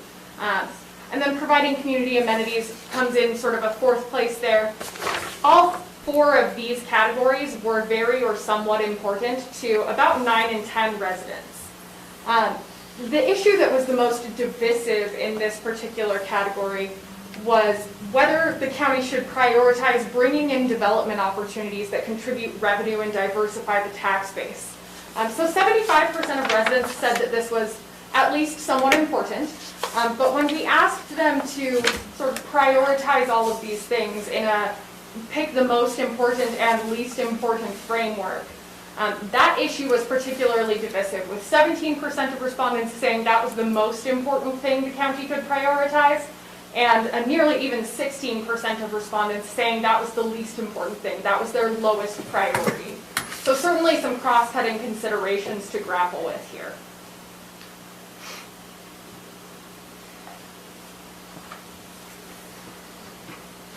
Thinking about a little bit more about future development in the county, we asked residents how often they participate in a variety of activities inside Morgan County and what activities take them outside the county.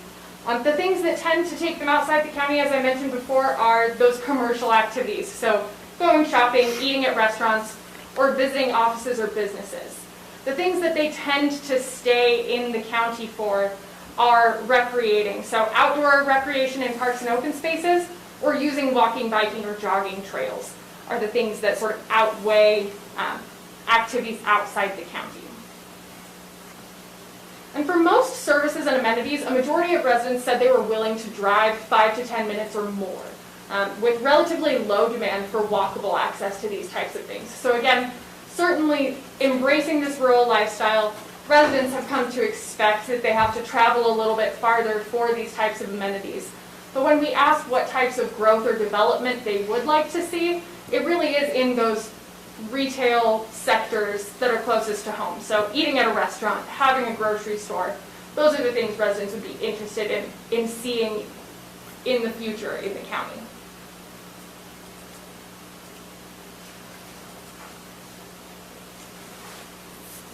County residents compared to Morgan City residents are also more likely to say that they would like to see an increase in service industry opportunities in the future. So at a nearly 2-to-1 ratio. And still only 1 in 5 residents, but still significantly more residents in the county at large are interested in seeing growth in that service industry. Hey, here we go.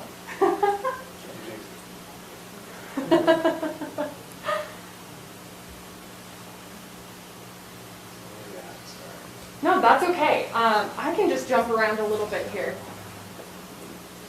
So this is just a quick look at some of the verbatim comments that residents expressed about what they like about living in the county. The words that stick out here correlate to the frequency with which they were mentioned. So the larger the word, the more often it came up in responses.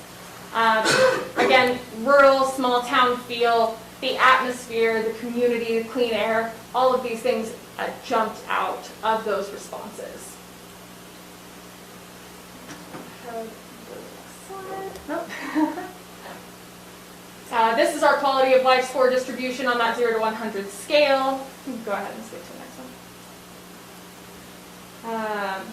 one. This highlighted area just shows some of those differences between city and county residents in particular. That one was a little bit more stark. So again, residents would like to see more accommodations for elderly members of the community in the county. Again, growth really the most consistent theme in that most important issue category. And residents tend to feel that the county is growing quickly. This is just a look at some of those future priority statements. And as you can see, that sort of equal balance of high priority, most important versus low priority or least important for bringing development opportunities that contribute revenue and diversify the tax base. That really is the most divisive issue that we examined here. This was a quick look at planning for the future of the county and sort of community character. Natural open spaces were something that were nearly unanimously important to Morgan County residents. Agricultural land and landscapes was also important to 9 out of 10 residents. Scenic views, 96% of residents said that was very or somewhat important to them, thinking about character of their communities. And then designated open spaces as well. Again, at least 9 in 10 residents selected all of these things as very or somewhat important. And you can see in that distribution of things that when they're asked to prioritize or we're forcing a choice between all of these things. Those natural open spaces, agricultural land and landscapes, the scenic views, and the designated open spaces are the things that have more positive associations or more high priority selections than least important or low priority selections. The things that sort of fall to the bottom of the priority list here are having a variety of home and or yard sizes, design standards for homes and yards, and architectural variety. These things are most frequently selected as the least important of this set of potential considerations for community development. Again, most Morgan residents are participating in commercial activities outside the county and recreating close to home. When we asked what types of amenities, businesses, or services residents would like to see in the future, community or recreation spaces was the most commonly selected option, as well as food and drink services or development. Activities, events, and programs was selected by just about a quarter of residents, and then shopping and entertainment was selected by 1 in 3 residents. Services, again, 2 to 1 Morgan County residents compared to Morgan City residents would like to see more service-oriented businesses or developments. So we gave some examples of businesses that fall under that service umbrella to residents on the survey. When it comes to transportation projects, we asked residents to prioritize, again, what things are the most important, what are the least important, what projects are of interest. As it turns out, most of these things were a little bit, residents expressed a little bit of ambivalence about most of these projects. So when it comes to designing and maintaining roads for multiple modes of transportation, we have a net positive desire to see those types of infrastructure improvements. We also have a net positive desire to see a connection of local biking and walking routes and connecting and expanding the city or county's trail system. But the rest of these have a net negative or a net least important score on this sort of, again, prioritized or forced choice framework.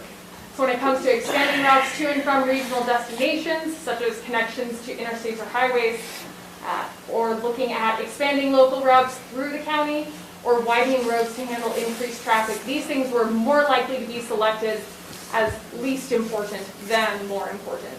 So creating a little bit of a hierarchy here when it comes to potential transportation projects. The things that are the most interesting are those things that are a little bit more recreation and community focused rather than connecting the county more broadly.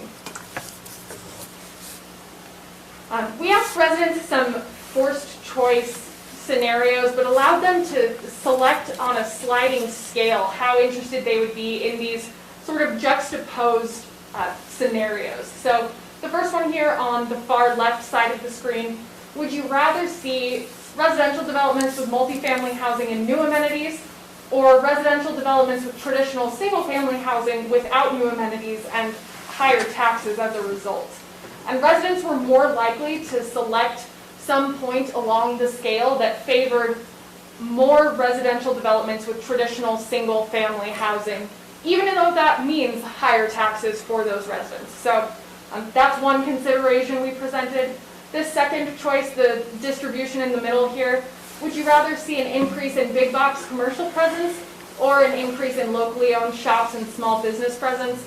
Again, certainly the balance here is shifted towards an interest in increased locally owned shops and small businesses. There's certainly a constituency, though, for that big box commercial presence. We see a little bit of a spike on the left-hand side of that particular distribution.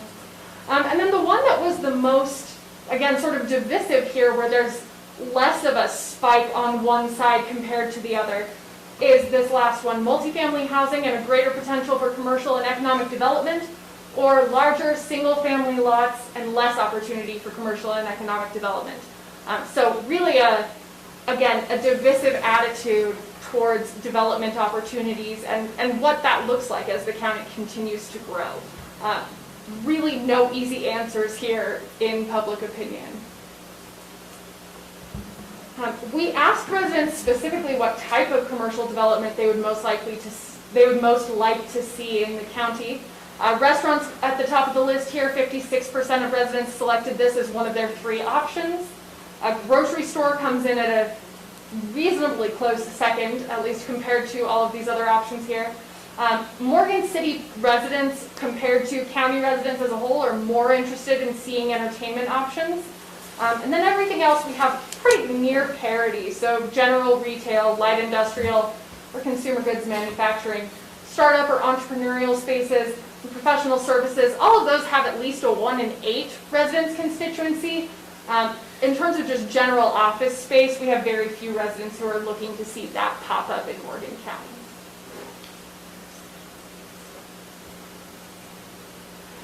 We asked residents how much they would be willing to pay per year in additional taxes in order to have new amenities, such as community or recreation spaces or activities and programs.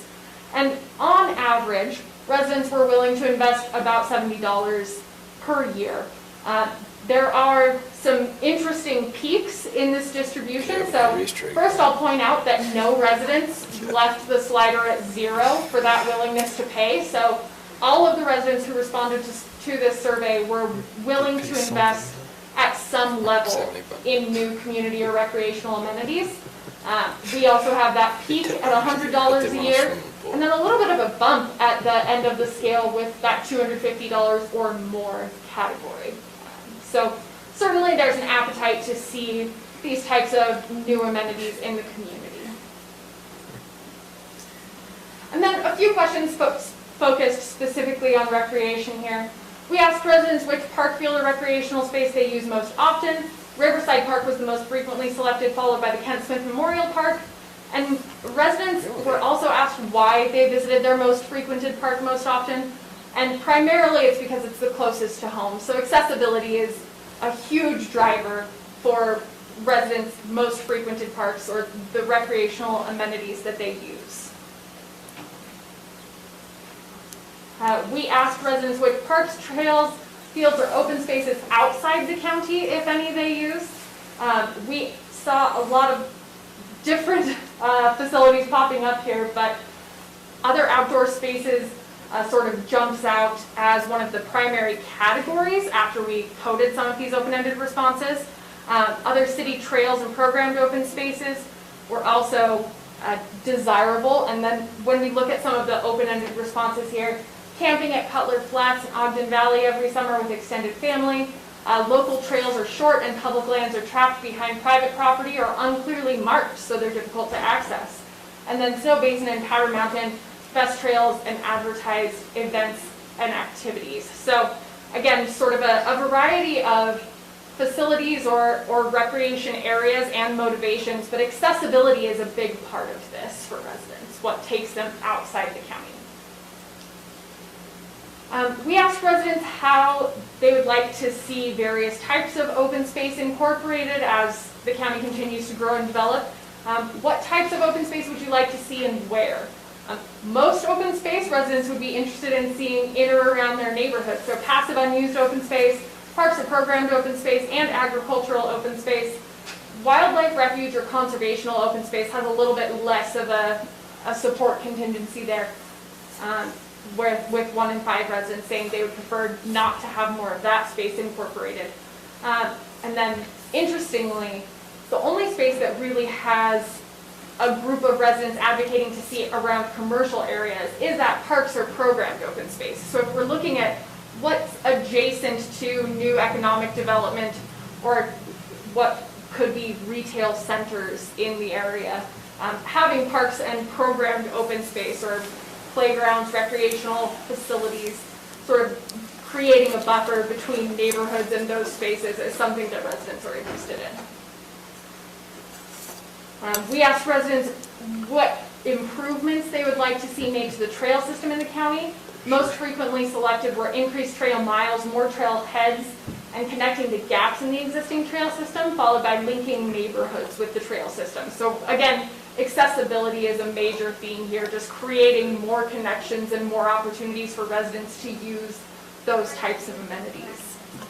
And then the second question here, we asked residents what types of amenities they'd like to have access to in the county that are not currently available. And a pool was the most frequently selected option. You can see that pop out in the word cloud as well when we asked residents what kinds of recreational opportunities they'd like to see more of generally and allowed them to just tell us in their own words. So pool or water facilities pops out, more trail access as well. We asked residents if they were given the opportunity to allocate a hypothetical $100 budget, how they would divide their funds. You can see there are two numbers on the screen here for each of these categories. One of those is the average dollar amount allocated, and the other is the proportion of residents allocating any portion of their funds to this category. Aquatic recreation facilities is at the top of the list here, with nearly 2/3 of respondents allocating some portion of their budget to that type of facility, and $31 on average allocation. Hiking, biking trails, and trailheads is also pretty close second there, with 60% of residents allocating funds to those types of amenities and a $23 average allocation. Natural open spaces falling right in the middle here, with just shy of half of residents allocating any funds to that type of open space or recreational facility, and $16 on average. After that, there's a smaller contingency for each of these. So sports facilities, a senior center, both garnering support from around 1/3 of residents, and then just over 1/4 of residents saying that they would like to see just additional public parks. that getting a little bit lower average allocation. And that concludes our whirlwind tour. I apologize for the technical difficulties. We thought we were prepared. Any questions? Is this going to be made publicly available? Yes. Okay, perfect. And will that be through your site or through the county with a link, or how does that? The county website has a link to the Morgan 2050 website. And it'll be on that? Yeah. Okay, perfect. So as you put all this information together, you do it for, I'm sure, lots of different counties and cities and all that stuff. Do you draw a conclusion of, so if this city and county place very well in this area, what do they have that makes our city and county not have that kind of rating? Like for the elderly, for instance, why do they see that we don't have the amenities that the elderly need? And somebody that rates very high, what amenities do they have for the elderly? Yeah, that is a great question, and I would have to do a little bit of digging to follow up on. I don't know what services or amenities elderly residents in the community would like to see more of, certainly off the top of my head, but it might be that if we tease out a little bit more of the open-ended responses to the survey, or if we do some sort of programming comparisons between other cities and areas, we could certainly flesh that out a little bit more. Like pool always comes up, $70 a person, or $70 a household ain't paying for a pool. I can Right. guarantee you that. So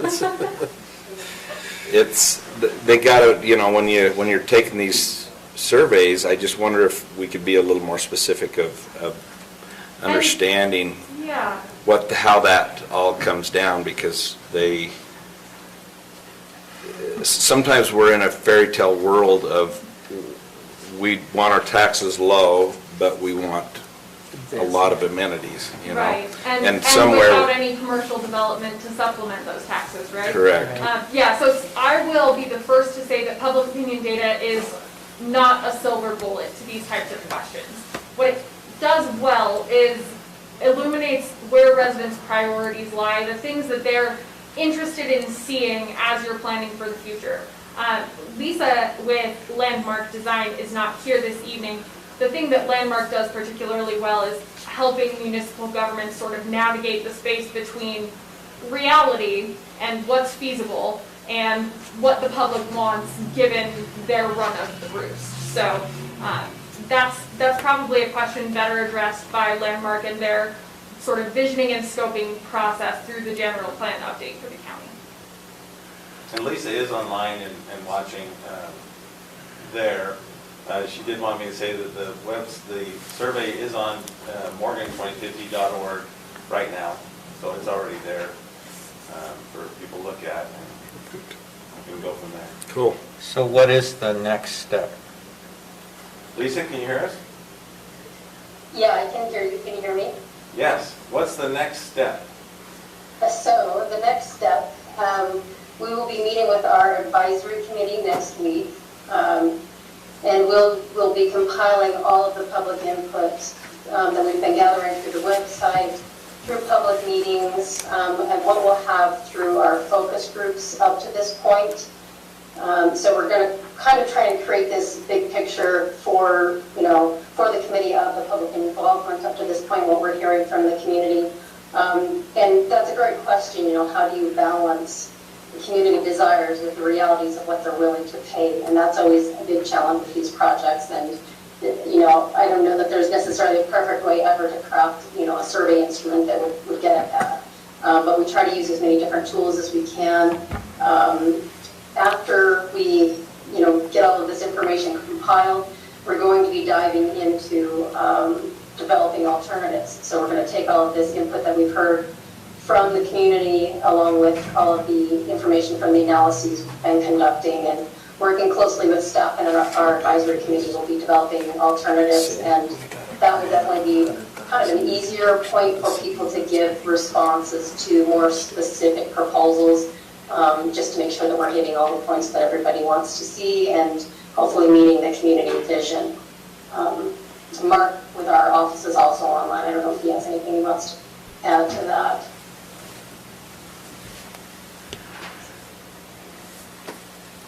Not really. I think it was all covered really well. Well, I am interested in seeing how that next part of the process unfolds, because not only is it not a silver bullet, it's 2 blasts of buckshot. And it comes at you from a lot of different directions. And I have hard enough time trying to coalesce my own thought into a rational argument. When you try to collect and coalesce the thoughts of an entire community, that becomes really, really difficult. And there are many of the things that are reflected in the data that are at cross purposes with each other. And so I'm really interested in seeing how that unfolds and what the recommendations are. And I'm glad you're preparing them, not me, because I don't know how I would actually collect all that buckshot and put it back into a coherent theory for the future, so. But it is interesting to hear the different perspectives. I just say that I think that as this process goes and the more that we hear from people with diverse opinions and ideas, as Lisa mentioned, we'll be developing options and ideas, and that's really where, if we could encourage more feedback then, because that's when I think people can see the trade-offs and kind of what we quite often see is there's a gravitation to one idea or another, or that we can actually make changes and come up with something that's a blend of different ideas. So that's really going to start happening in the next month or two when we start developing that. And so all I can say is that we can get everybody to encourage people to keep participating and letting us know how they feel as we move forward. So can they still go and participate online? So the scientific survey is closed. There will be other opportunities through Landmark's procedure with the development of this sort of general plan update that will incorporate public feedback. So if residents visit the project website, which is morgan2050.org, is that right, Lisa? Correct. So if residents visit that project website, there are opportunities to participate and give feedback. And as Landmark develops some of those trade-offs and scenarios, that will be a good opportunity for residents to really see a little bit more of a big picture rather than just some of these granular pieces that we asked them to weigh in the survey. Okay. Were you ever able to take the question I had last week that was on, can you split up the survey between an area of Morgan, like Mountain Green, versus the rest of the county? Were you able to do that, or were you not? We have that data, and I have failed to send it along, so I will send the crosstabs along to Lance, and he can distribute that. Okay. All right, thank you. Yep. But this website does give them opportunities to share ideas and so forth. Yeah, So. and I should clarify, the website will be available throughout the project. People can always submit through the comment form throughout the project. Then we will be kind of activating different tools. Right now we have the mapping tool, ideas board, and storyboard. We're going to be kind of closing those down tomorrow so that we can take all of that input to this point and analyze it and present that to the advisory committee.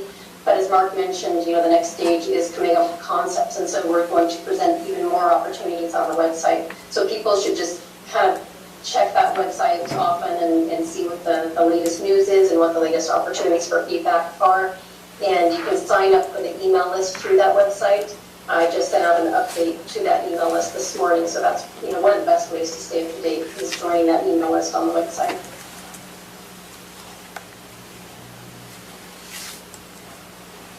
Any further questions?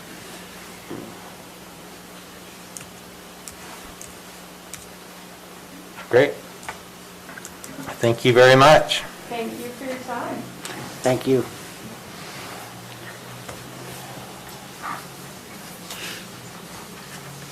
Lance, did you have anything else you wanted to say in connection with that? Okay. Okay, that's back to our action items. This next one is one that I submitted on behalf of the Airport Advisory Board for proposals for the airport expansion. I know I've seen Joe, I think I saw George as well. Are they out in the hallway?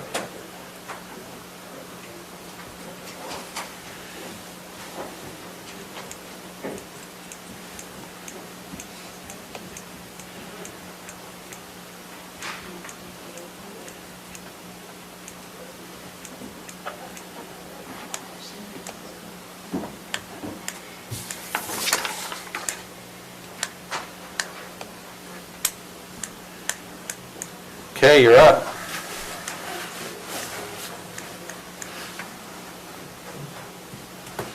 Sorry, we were just going over things and I was giving Joe an update on what we're going to talk about.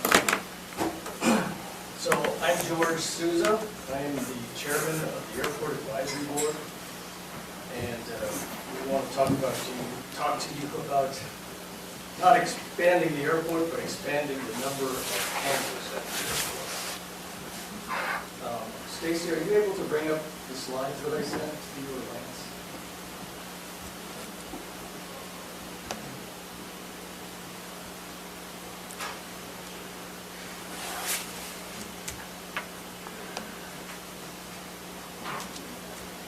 I also had some handouts, which is my talking points. Shall I Sure, yeah. bring these up? If you can just pass them along. You bet.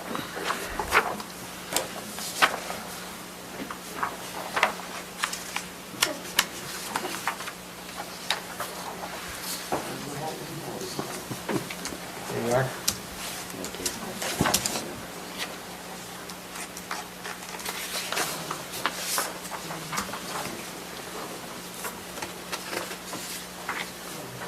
So while they're working on that, the first thing that I'd like to look at, probably have in your packets, it's called base phasing, but it's basically the layout of the airports, and there's 3 different pictorials in there, that layouts that were created by Wasatch City. The original plan had smaller hangars and fewer pieces of infrastructure, so it has gas and electric in that DD and EE row of hangars, but no water and sewer there. And then for the FF and possible GG row, there's absolutely nothing at all. And because of the size and the lack of infrastructure, those hangar pads were not desirable. And only 2 of them have been leased so far, and they've already been constructed, and that's DD5 and DD6. So what we want to do as a minimum now is expand the hangars in size to 60 by 60s and put in the infrastructure that includes water and sewer. It is a popular size, it's cost effective in leasing out excess space. If you're an airplane owner and you build a hangar, you can put your airplane in there and you can lease it out to the excess space out to others. And Joe gets 5 calls a day, is what we're told, for guys that own airplanes that are looking for hangar space. And there just isn't any to speak of anywhere around, maybe very little in the state itself. So we're one of the few airports that has the capacity, the space to build hangars. We've been working on this for almost 2 years now, but the costs are lower and the demand is higher. I don't think I gave you a copy of this, but we have a letter from the Cottonwoods Mutual Water Company. They've looked at, they've done a consumption-based analysis, and we don't need any additional water shares, so that's lowered the cost. They have provided a letter that approves up to 12 more hangars and 2 connections. And they're good with 1 connection serving the DD and the EE row, and 1 connection for FF and whatever's beyond. However, they have not approved additional water beyond the FF road. So the GG road does not have approval for a hookup or for no more water shares just yet. That doesn't mean that they won't do it. I think we're running about a third of the allotted water that is provided for the airport. So they're estimating, based on the current water shares allocated to the airport, they're estimating you can get through FF. Yes. And possibly, once you've done that and those are built out, they can do another consumption analysis and see whether we need to buy another water share or there's still excess capacity. Yes, and maybe if we go back to them and say, hey, we think we'd like 3 more hangars, what will it take for approval for that? Maybe it's just a matter of them going back to their board and asking them. Okay. Okay, one of the files that I sent was hangar pad assignments, and we've gone through all the applications. The guys pay $50 each, they submit an application, and we've done it based on when they submitted their application, and we've assigned the next 10 hangar pads. So that covers DD, EE, and FF. And I have called them all, and I have told them what to expect in an infrastructure fee. And I've told them that they're going to have to put in their own ramp area. The asphalt for the ramp is their responsibility. They basically know what they're getting into, and they are still all committed to proceeding with it. When you say ramp, are you talking about the skirt, the front skirt, this concrete one that most of them have? So in between the rows of hangars, Mm-hmm. that area right there, that's the letter. So the road in between the hangars then? Yes, exactly. So they can get in and out to their hangars. Now, they're not all presently asphalted, right? No. No, only the main one is over here, and, yeah, right here, and then a little bit right here. So are you saying that they're required to put in the asphalt, or if they want it, they have to put it in? My understanding, and Joe can add on this, was that this one was covered by the county because there's tie downs there. Mhm. The other ones, there are no tie downs, and there's no room for them really. And therefore, that's not something that generates income, and those individuals are responsible for it. Yeah, so this would be a public ramp Right. taxiway. This would be considered a private taxiway here. So the hangar owners would be responsible for the pavement in between those hangars, the access to the runway. And my question is, they're responsible should they choose to install it? Yes, Okay. yeah. They could get together and say, look, I'm tired of driving over the, whatever that is. Road The base. gravel, road Yeah. base, whatever it is. They I can want put to. road base in, but we have Wasatch Civil's drawings or whatever you call it. They have presented a plan for that. So if these guys got together, they would have to go as per Wasatch Civil's plan. Okay. Put that in. So it would be considered county maintained after they put it in, which is stone removal and repairs, so things like that. And some of them have been using that regrind asphalt that's sitting over there in a pile, right? Yeah, this spot, those 3 spots had, the regrind asphalt from Hill Air Force Base. We put it there 1997 circa, and it seems to be pretty good, but these guys here, they're all talking, they want to do new asphalt. New asphalt. For summer, so, and these guys, it wouldn't be required, but they would have the opportunity Okay. to do that. So I have a question on this. Is there any more room for growth? I mean, if we're having that many, is there room for more growth for hangars? I don't Really? I mean, if that phase 2 So I was area just up curious. there, yes, Yeah, that's here. that's about the extent But of that's it. about the extent. That's when the you run extent out of of it. the airport. Yeah, we run out right here where the, I don't know, marsh right there. And that road's getting closer to the runway surface, so you have limited room to put them in terms of the depth of the rows. Yeah, if we were to extend these down, say we did do that, we could only put, an extension down to about right there, and that would be it. Okay. So maybe six more hanger pads there. And there's enough people right now that would like that. Yeah, even though we have these spots taken, people, assign spots, there's other people that come and say, hey, I want to be put on the list, I'm gonna put my $50 in, and maybe I'll get a chance if somebody falls out. decides to fall off the list. And like I said, I get 5 phone calls a day looking for hanger space and, want to build, slash. So they can team up too. You can help them rent their stuff out too. Huh? Yeah, since it's a private hangar, I can give out, info, hey, somebody's got 2 spots left, they're looking for this size of an airplane.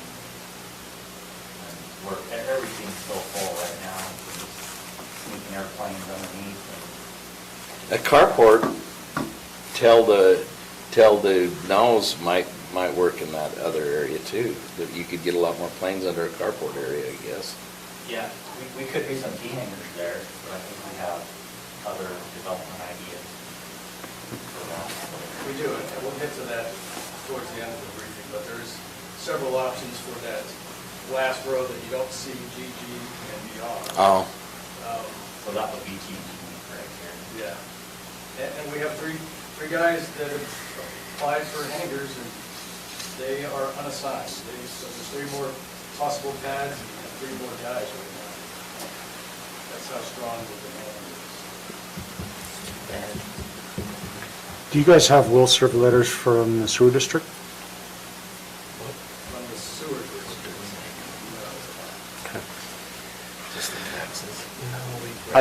I'd imagine there's not a huge demand or a huge effluent of sewer that's coming out of an airport hangar, but, and they're actually currently working on an upgrade, so I don't think it'd be a hard process at all, but. This has got my gut. This is not my line of work, but I'll get on that.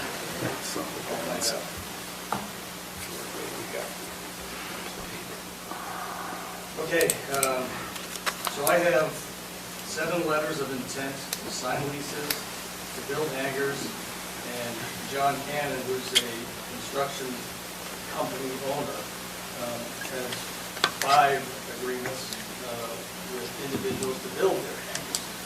So that's just further confirmation of how high the demand is. Okay, so we've gone back to Wasatch Civil, recognizing the demand and the cost should be lower, and they've come up with some estimates for us. They gave us 3 estimates.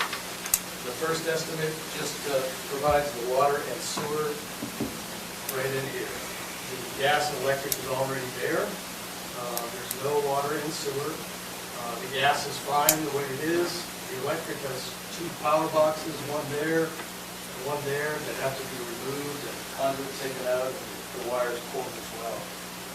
The estimate for that is $1,500 to $2,500. And I believe Cottonwood Mutual Water Company charges $1,500 for a water hookup. And so the net for doing the infrastructure for that road is roughly $130,000, the estimate.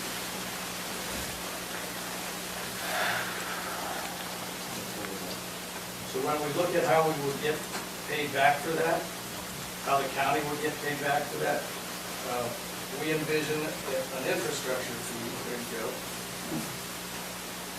You scroll all the way down. Yeah. So 126 plus the up to $2,500 for the electrical modifications, $1,500 to Cottonwood Mutual Water Company, that brings it to about $130,000. If we charge each of the 7 new hangar owners $11,000 in infrastructure fees, when they sign the lease, this is how it works. They sign the lease, they pay the infrastructure fees. They also pay 2 years' worth of lease fees, which is another $1,080 per hangar. for those 7, there's 2 existing hangars there. They've already paid their lease fees and a smaller infrastructure based on electrical and gas. So they would be charged $7,500. The total of that is $99,558. See, talking about that. So we're coming really close, really fast to getting it paid off. If that infrastructure is in place early in the summer, or at some point in the summer, those guys will be signing leases right away, and the county will be paid back rather quickly, all but about $30,000. And then the rest of that would come out of airport generated, just my ideas, airport generated revenues and taxes. There isn't a lot that goes into the general fund from each hangar, but about $350 per hangar.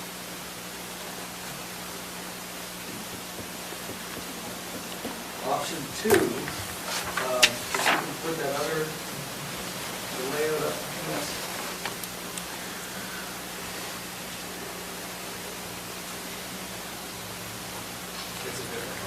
It's like a 3-year payback, just on leasing. What? Base station lease.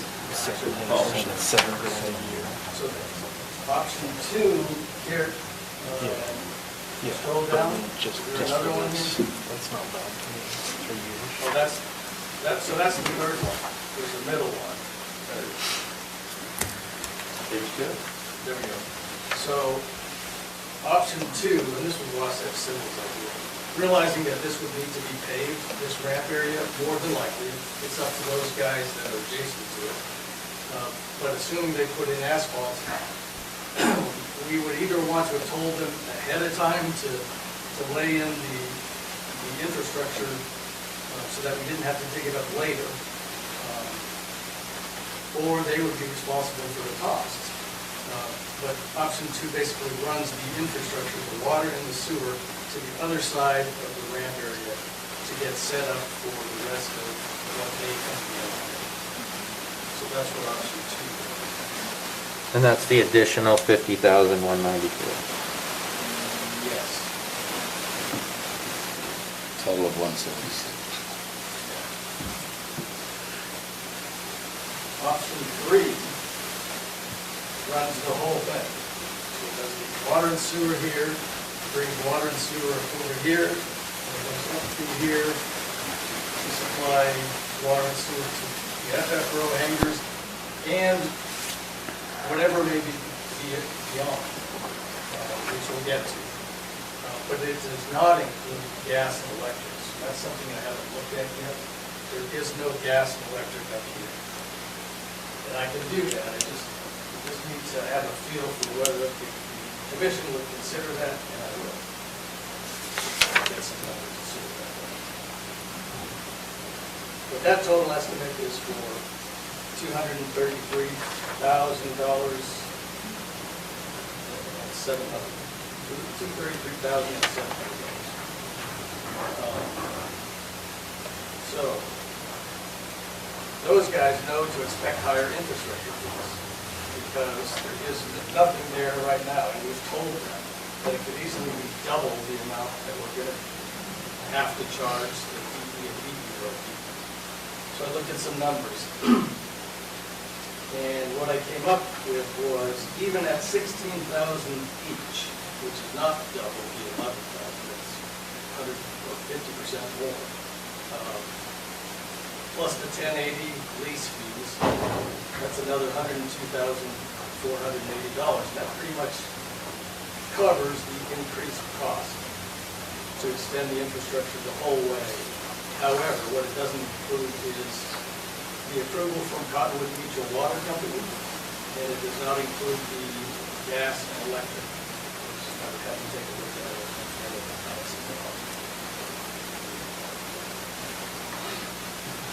Okay.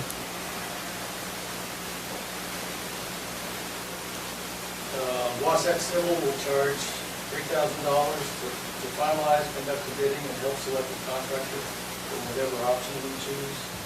I'm sorry, I jumped ahead a little bit. Okay, So our recommendation is for the county council to approve at least option one. And perhaps we can entertain looking beyond that. There may be some benefits to doing the whole thing at once, rather than having one contractor do the option one and then another contractor come in and do option two and three.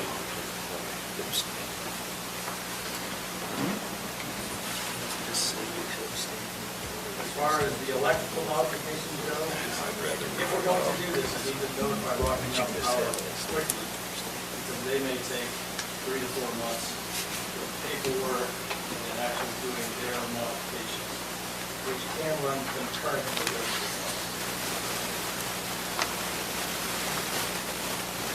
Wasatch Civil will charge $3,000. That's separate from item number 3, the estimates.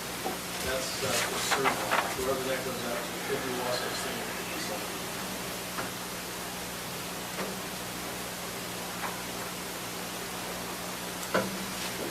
What we envision is going all the way, with whatever ends up developing at GG and beyond.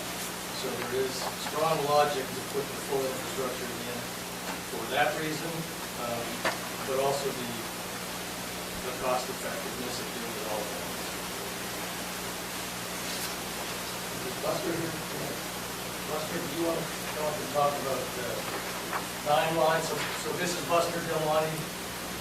Buster has a company that does extensive subcontracting work for the Forest Service, and he has some ideas for what he'd like to do in that phase 2 area. So thanks, Bruce. So I'm not sure time-wise, how much you'd like me to expand, or I'm not sure if there's Q&A or anything to ride, but I know there's ambiguity surrounding that further north area. Our company, which is a Morgan-based company, has a vision for the things we could do up there. We were in constant dialogue with the U.S. Forest Service. As of yesterday, some recent changes. 2 things we were hoping to potentially put there was a 9-line company hangar, substantial in size. We're hoping notionally to get something along the lines of 10,000 square foot hangar there. And then roughly a 7,000 square foot building, hangar, facility. We've been working to try to understand the requirements to move the helitack where it currently is further up the north of Wilkesville. So the Forest Service is aware of our interest in helping them. However, recent news is that the Forest Supervisor for the Wasatch Cache is seriously considering moving out of Morgan County and into Beaver County. So it currently stands where they've done some public notice work up there recently, and they're about to kick off a NEPA assessment of moving to a piece of Forest Service owned property by Heineken Reservoir and just vacating this area. It's all, again, ambiguous, but it's a recent change that makes me start to think we're now maybe in a 50-50 versus initially they were strongly considering just staying here. Again, it's take it with a grain of salt. I don't speak on behalf of the Forest Service. It's just information that I've gleaned recently from some conversations this weekend. So that's different than the move to Ogden Airport, which they've been considering. They're talking about creating their own facility on property that the Forest Service owns up in. Okay. So they have one facility up there already. They've looked at permutations. They've looked at other facilities up there, and essentially what I was told, my information, again, I don't speak for them, but this is so third hand, I would take it with that level of granularity, is Ogden is a no-go. They have ruled it out. So they are down to 2 courses of action, is what I've been told. It's Beaver County, Huntsville, on a piece of ground that they own, that they would have to pass all kinds of public inputs and whatnot, or stay here. So we would hope to help them and stay in that phase 2 annotated open space, along with building of ours. We've done some work with Wasatch Civil for a notional plan, but I know that that decision point for you you guys is a little further down the road. I know we're talking, I'm taking in an option 4 here, and I know there's probably little value in that other than just information. Well, and it is useful for purposes of considering option 3, because kind of going to your comment earlier, if we go ahead and bring the infrastructure that far, you're looking at doing something, what's your time frame? We could, with appropriate approvals and whatever, our company is ready to move out ASAP. There was a little bit of a chicken and egg because how we organize our building in relationship to theirs is dependent on a decision point that they have to make. They think they'll have more fidelity in about a month to 2 months to tell me, but as soon as I know what they're doing, with appropriate permits, approvals, all that sort of stuff, our company is in a position where we would move there as fast as we could to put in the infrastructure we'd be required to, as well as construct the building, having all the permits and approvals. So with that area over there that you currently reside in, that would all be moved over to this area? You're talking the Forest Service? Talking Yeah. the Forest Service building. Yeah, so for them, that they are vacating that lease in February of 2022, so 10 months from now. The building doesn't meet code, they've been in it under waivers, Joe knows more of the story behind it, but they've been on, they're very slow to move out, but that is a forcing function they know that is making them do something. So they are leaving that facility, is the information I've got. I'm assuming that correlates. Will they leave if they don't have their new facility built? That's when their lease expires, I get that. That's a great question. I can only guess. I've seen, because I work in aerial firefighting, that's our company, what we do for them. I can see them setting up a temporary base, pending construction is one way that they can do. They operate that way often in the field. But I can't tell you whether they would try to get a temporary lease extension from the county on where they're at, or they would just move up there and work out of trailers like they often do in the field on fires and Okay. All right. Thank you. Any further questions for George or Joe or Buster? What is that lease, what kind of income does that provide?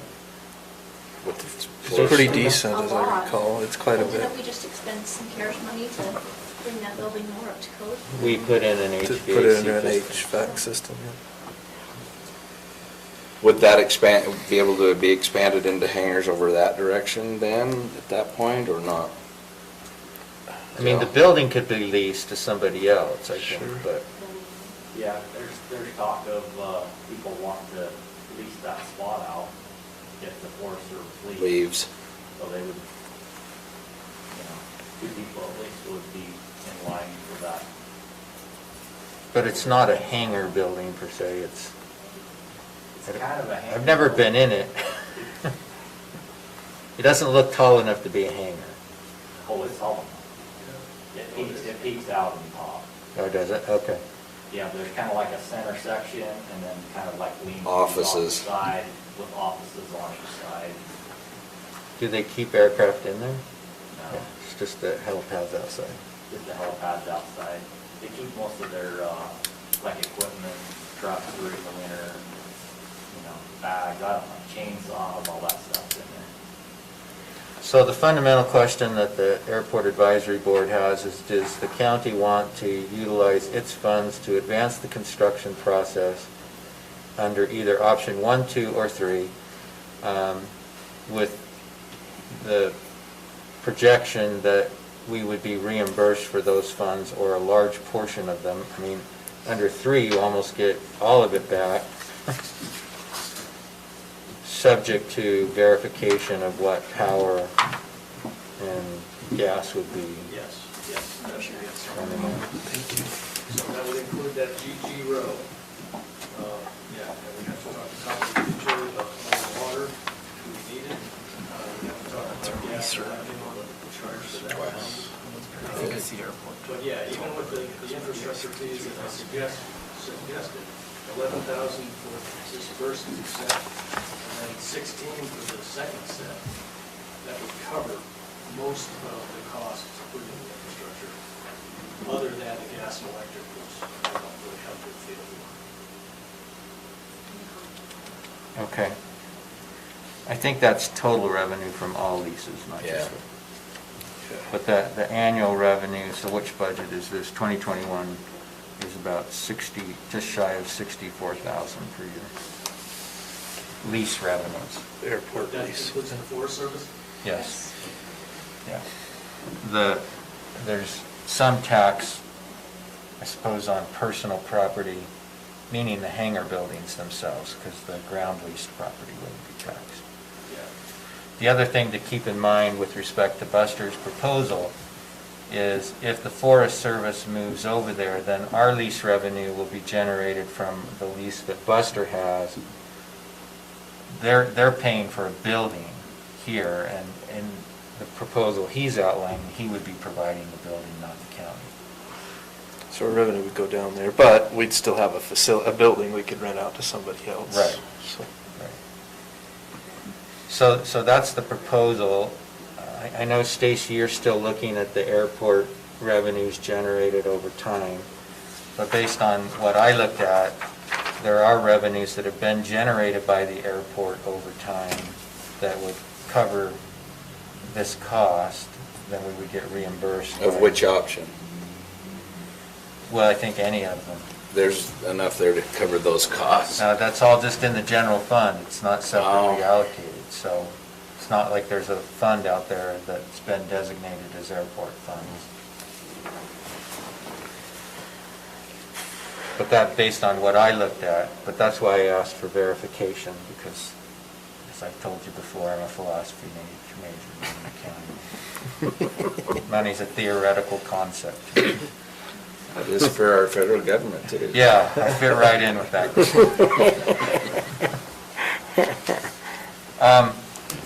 So I think that's what the guidance that they're looking for is, if we're willing to advance the funds on the expectation of reimbursement within probably, 12 months of completion? Most of it within a year. Whenever you guys sign the lease, that's when they are required to pay the infrastructure fee and the 2-year lease fee. So if it were option one, we'd get back $100,000 immediately. pretty darn quickly. And only $30,000 would remain after that. I think you should at least do option 2, just to personally, so that we don't have to dig up. Tear up road. The improvements there. And actually, option 3 is interesting because I think it actually helps on the reimbursement side, but we may need some verification before we move forward on that. So how long? With the electrical and the Is there a way to do- The gas. And it sounds like we need to verify. Can we do option 2 and Sewer. then add? Yeah, Three we could. later? I think we could. We could authorize them to move forward. We can get actual bids. We can do all of that, but we don't want to authorize them to move. If we don't want it to occur, then we need to tell them that so that they're. So how long would it take us to pay, or have, for them to pay back option 3? Well, we don't know gas and electric yet, or we could figure that. I just figured it quickly for option 1, that extra 30,000 on 7 hangars. The lease is about 7,000 a year, so you're looking at a 3-year payback, roughly. No, sorry, a little more than that. It's going to be about 4.5 year. Yeah, maybe that's closer because you paid the 2 years up front. Yeah, at least signing. I mean, after that, you're looking at, oh, that's true. So you're going to add a year, right? Because you've got that second year that you're not going to get the lease revenue. Okay, yeah, you're right. You got 2 years without Okay. lease revenue from those hangars, but you have lease revenue from All the others. And that's just lease revenue. There is some tax revenue, although it's minimal. And regardless of how bad my math skills are, there's more than enough that's been generated by the airport to cover that $30,000. Which may be true. My only my request is that perhaps you wait until this year's audit is completed to see just how much of what they have, what's been generated in the past that's in the general fund, to see if we even have enough left in the general fund to advance that much. And we've eaten a lot into the general fund with the fire and the money that we've advanced for the purchase of the new trucks. We've got the road projects for 2020 that went over with Round Valley that we've eaten into the general fund. And I think it's best if we kind of see where we're at financially before you take on that kind of an investment. When is that going to be completed? We haven't even started yet. I understand that, but what, we have a start date. You're expected to be done by June 30th. And does it have to go to the state by June 30th? Yeah. Okay. I mean, we should see if we have at least 200,000 in the bank before we advance it. I don't disagree with that. We better have significantly more than that, though, because, I mean, I'm just doing round numbers in my head, and there was 1.2 million. We spent 100,000 on trucks from the fire. We went over budget on the road projects last year by 80 or 100,000. There still should be pretty significant amount there. So are revenues brought in from the airport used in other areas? It just goes straight to the general? Put in the fund? general fund. Into the general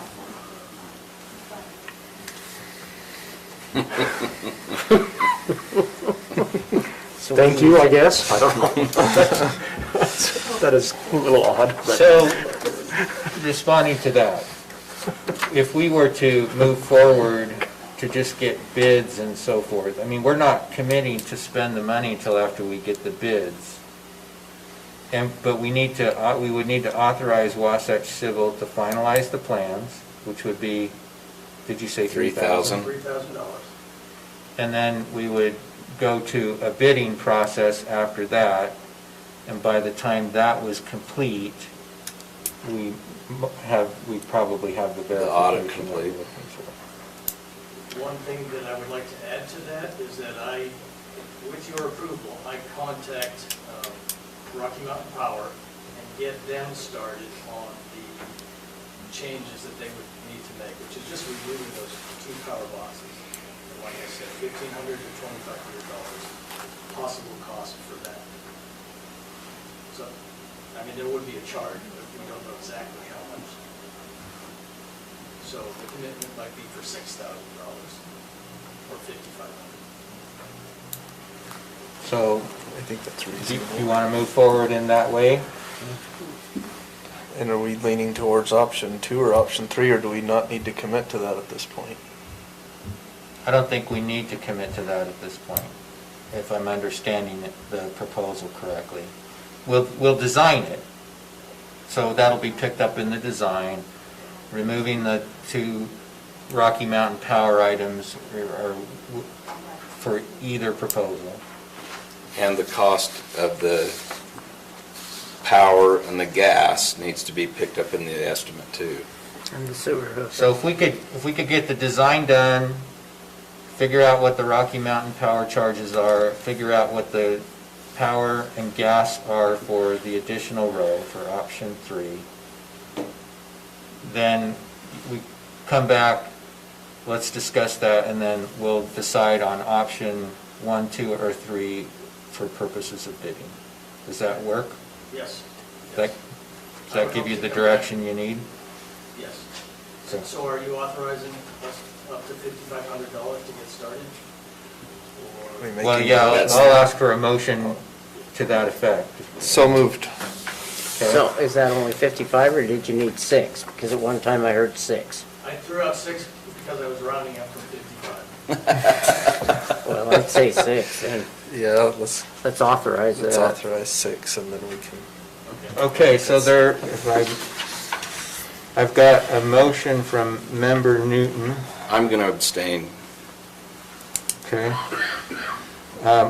To authorize the expenditure of $6,000 for purposes of having Wasatch Civil complete the design,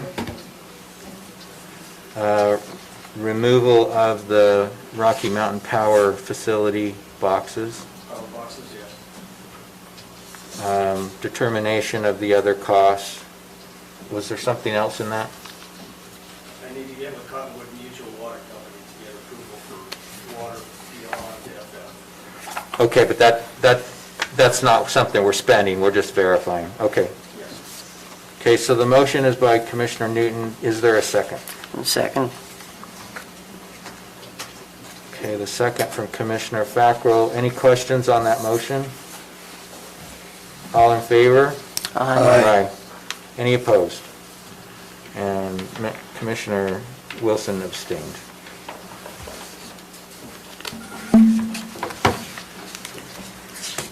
Okay, thank you. Next item, Commissioners Newton and Fackrell, bylaws for the Tourism Tax Advisory Board.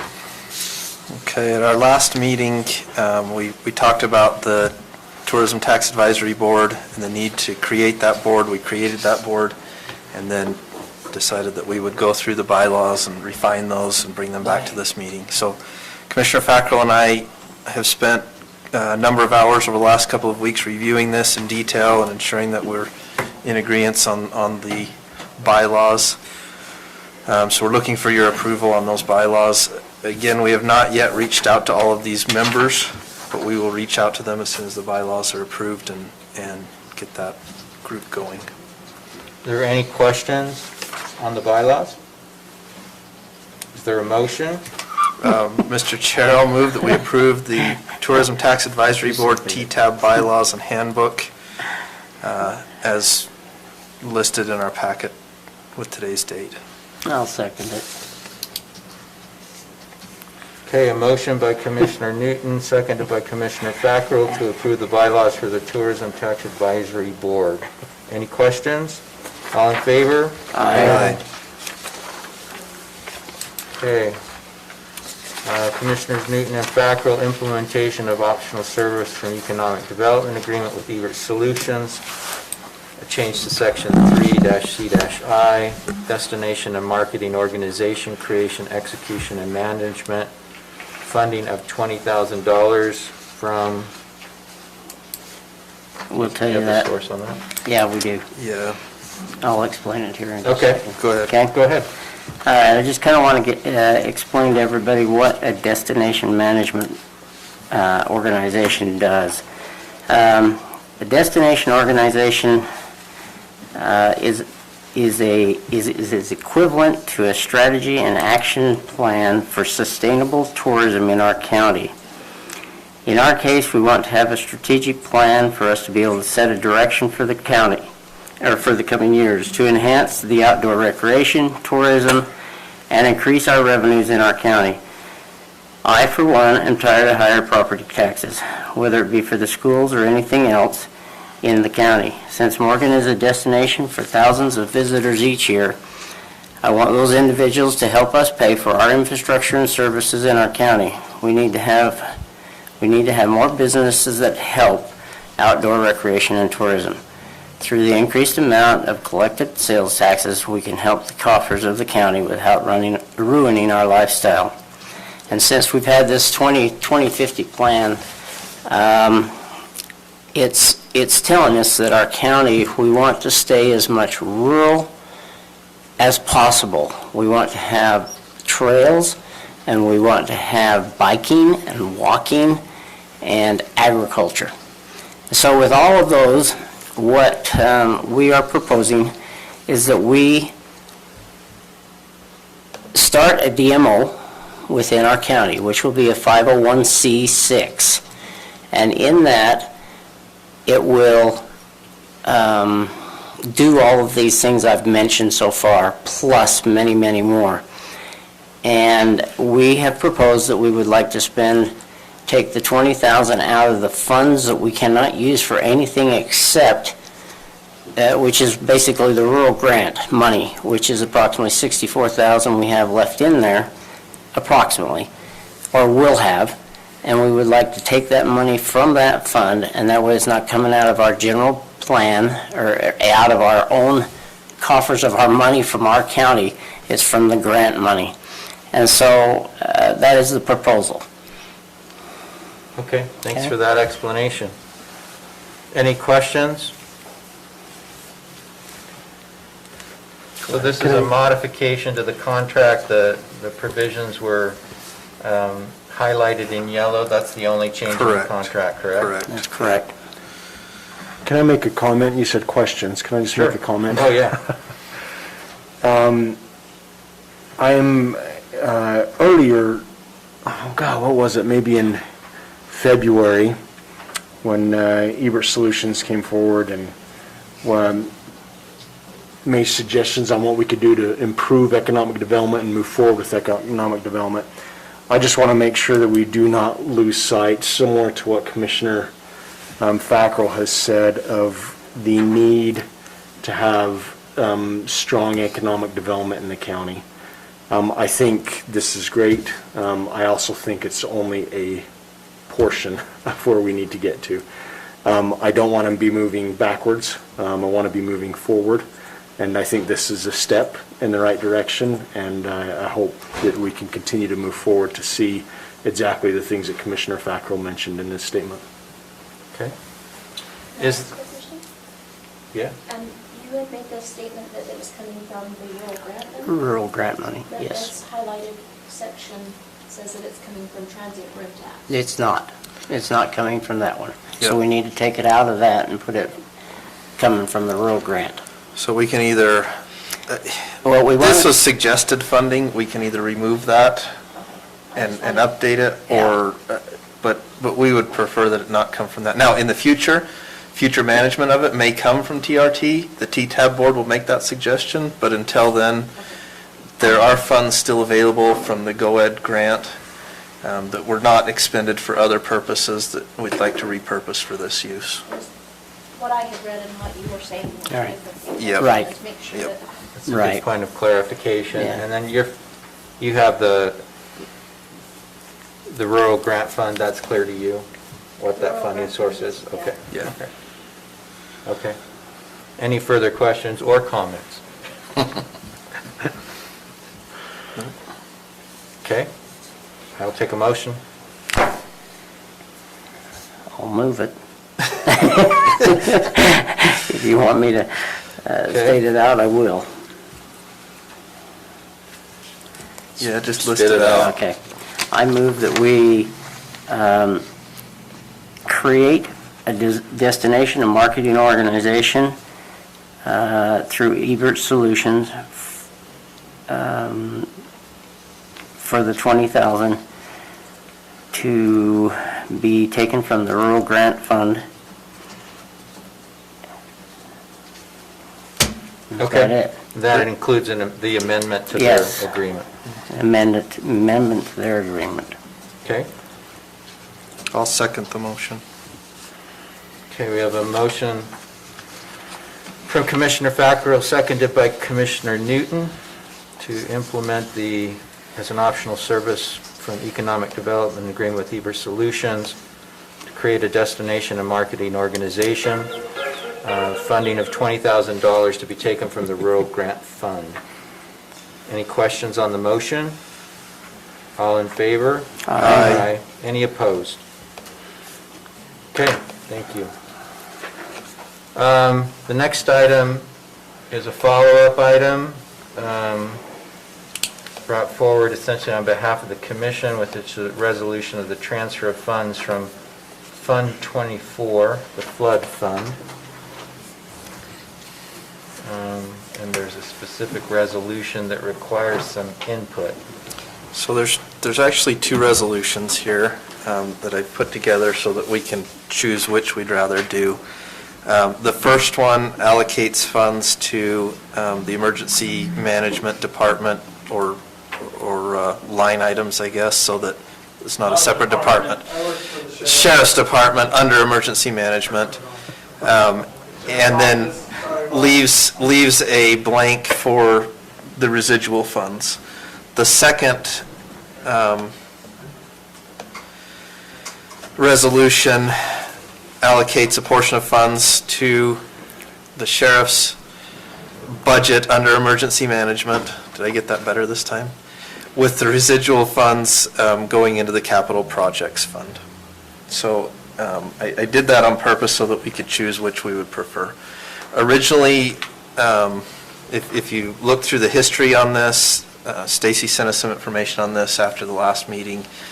The funds back in, I believe it was 2009, were slated to be moved from this fund into the capital improvement fund. They were later moved back into this Fund 24. So I've kind of left it open here so we could choose to do a little of each.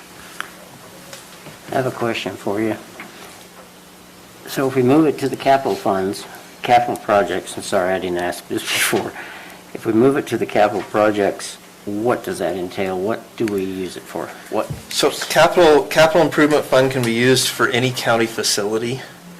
So any, and it's capital projects, so building projects, this building, most of the most recent capital improvement funds have gone to renovate this building, new windows, roof repair, new boiler, things like that.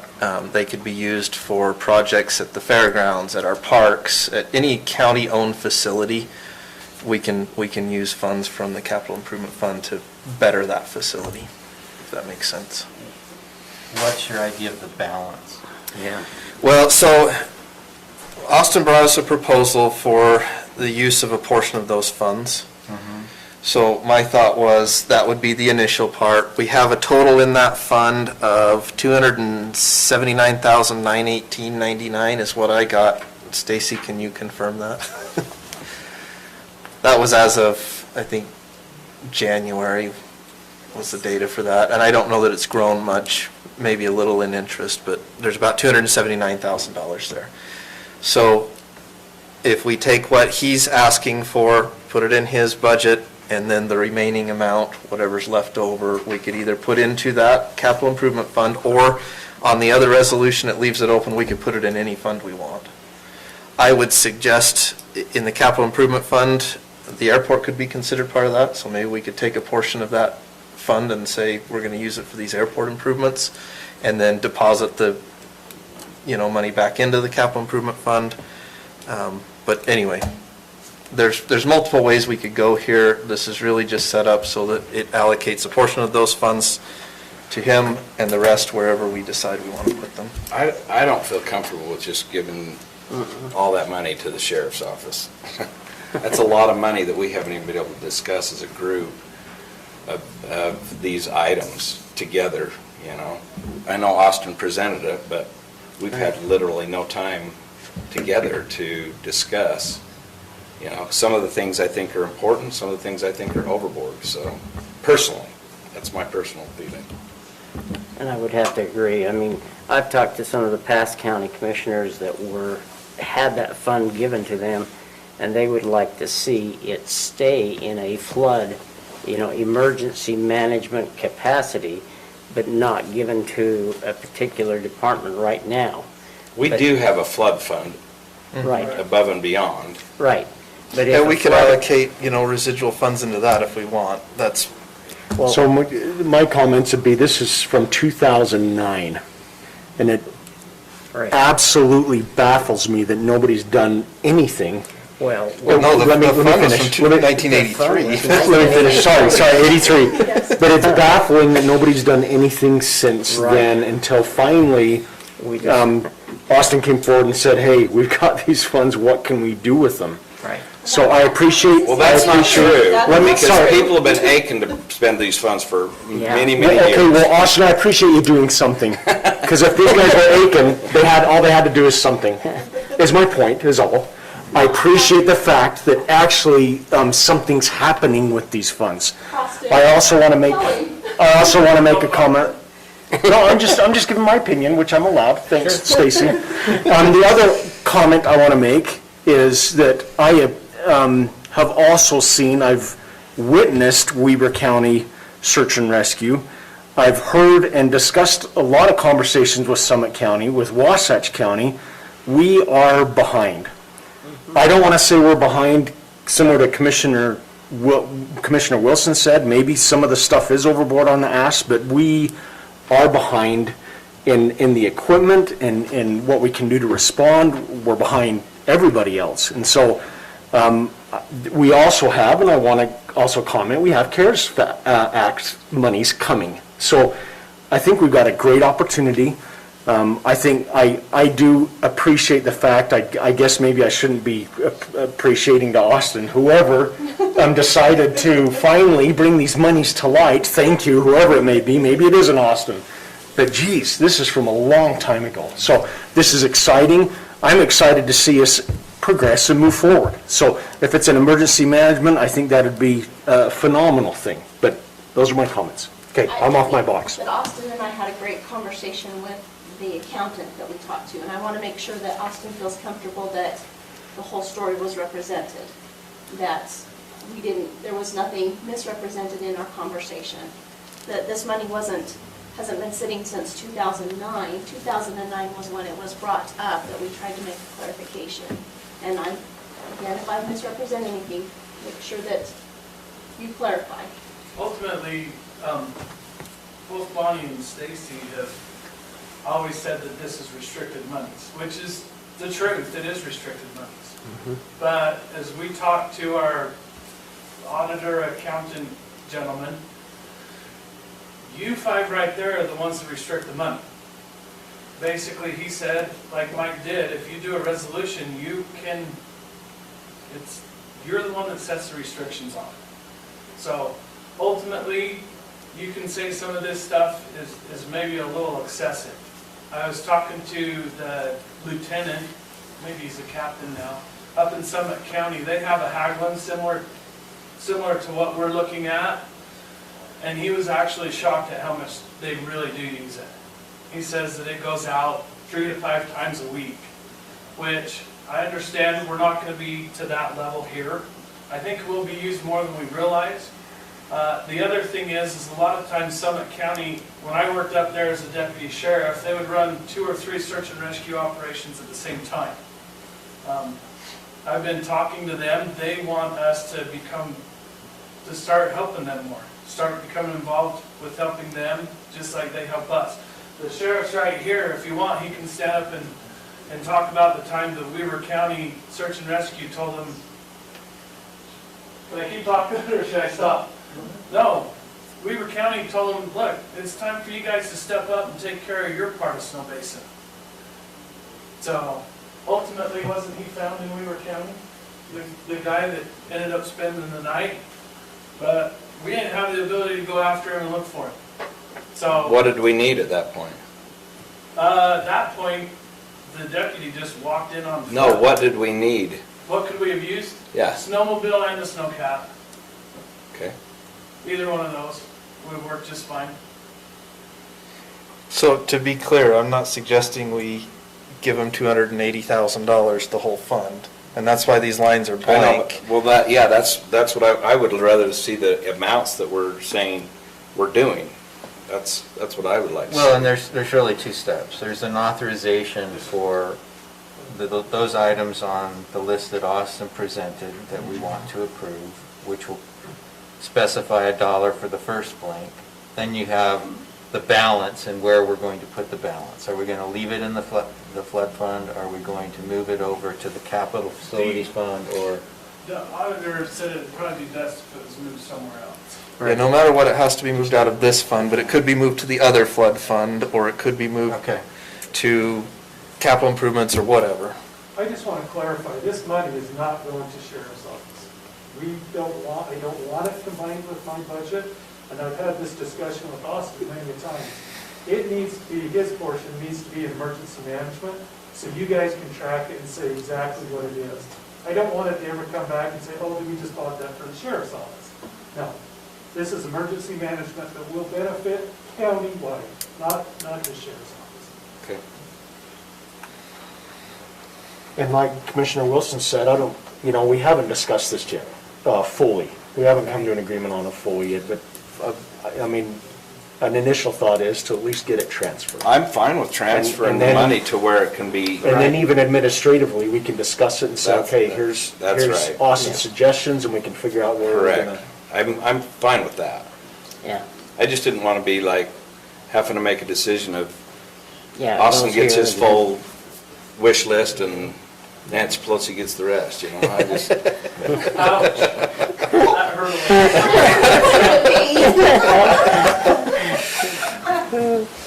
little. Realistically, the sheriff just brought up a valid point. Any purchase over $5,000 Has to per come your to guys' us. policy, we gotta get it okayed through you anyway. sure. So, Right.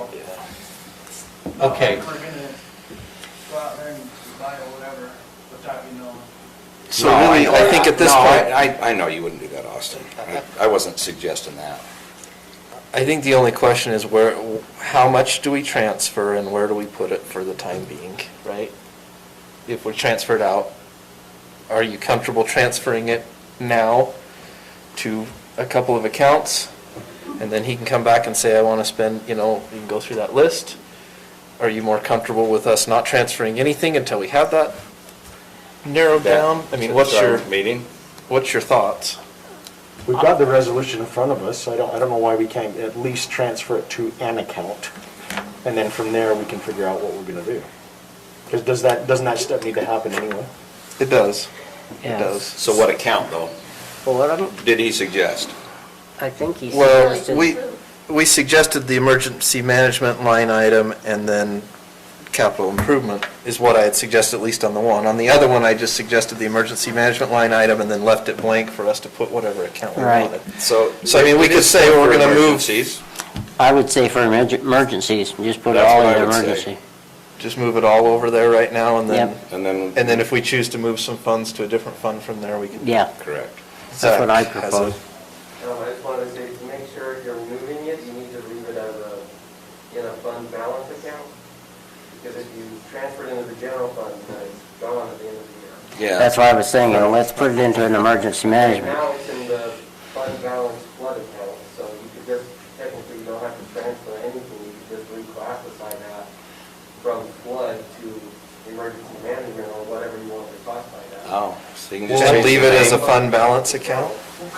Wait, I thought the auditor said we had to do this. Do we not have to do this?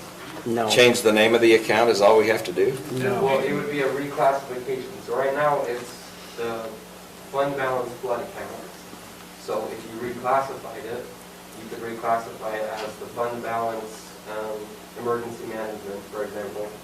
Then that whole 279 would be in that fund balance, then whatever he's budgeted for the year, whatever, I don't know what his budget is, but whatever his budget is for next year, if he spends it, if he needs more, it's just like the Class B roads fund balance. If Brett needs extra money, like his savings account or whatever he calls it, he needs extra money, he can pull from there, and then whatever he doesn't spend from his budget goes back into that, and he can rebuild it by not spending his budget.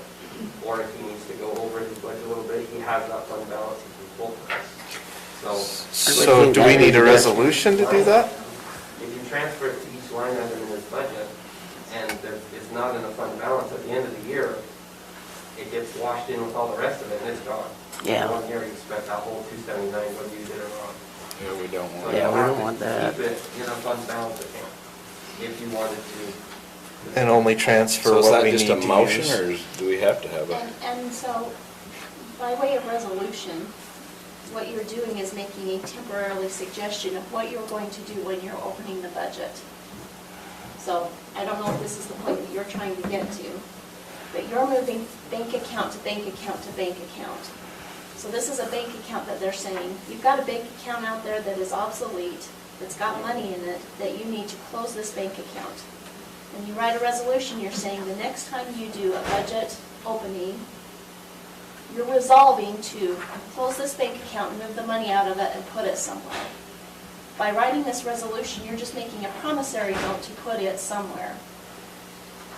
If you put it in the general fund, his emergency management budget is inside the general fund. If you move it to the line items that are classified as emergency management, for the intent of purchasing a piece of equipment, as an example, this Harlander and you say $200,000 or $100,000 for this, and it goes into the general fund in that department on that line item, you're making a promise that you're going to close this bank account and move $100,000 over there, only by resolution. You will have to make another budget opening, public hearing, adopt this separately again, but this resolution is not going to make that happen. This is just a promise at this point. So if you're not ready to make the whole movement right now, you just leave it here until you figure it out. We've left it here since 2009, and they tried to resolve it at one point, and it didn't work It out. never did get transferred out of that fund. Dark Day wanted it transferred out, and Austin's dad and the rest of the council at the time didn't want it transferred out. Thank goodness. Good, wise decision. Wise decision, It yeah. did, it did. I've got the But paper if- trail that shows that it did, but it got moved back out. So Stacy, if we move this full amount over to emergency management, and obviously the expenditures Austin spends has to be approved, but if we get it over to his account, then at least a portion, whatever that may be, could be spent on those items without coming before commission, correct? No, it'll have to come No. back before the commission. So any expenditure has to come before commission from anybody's At budget? that level, At that level, yeah.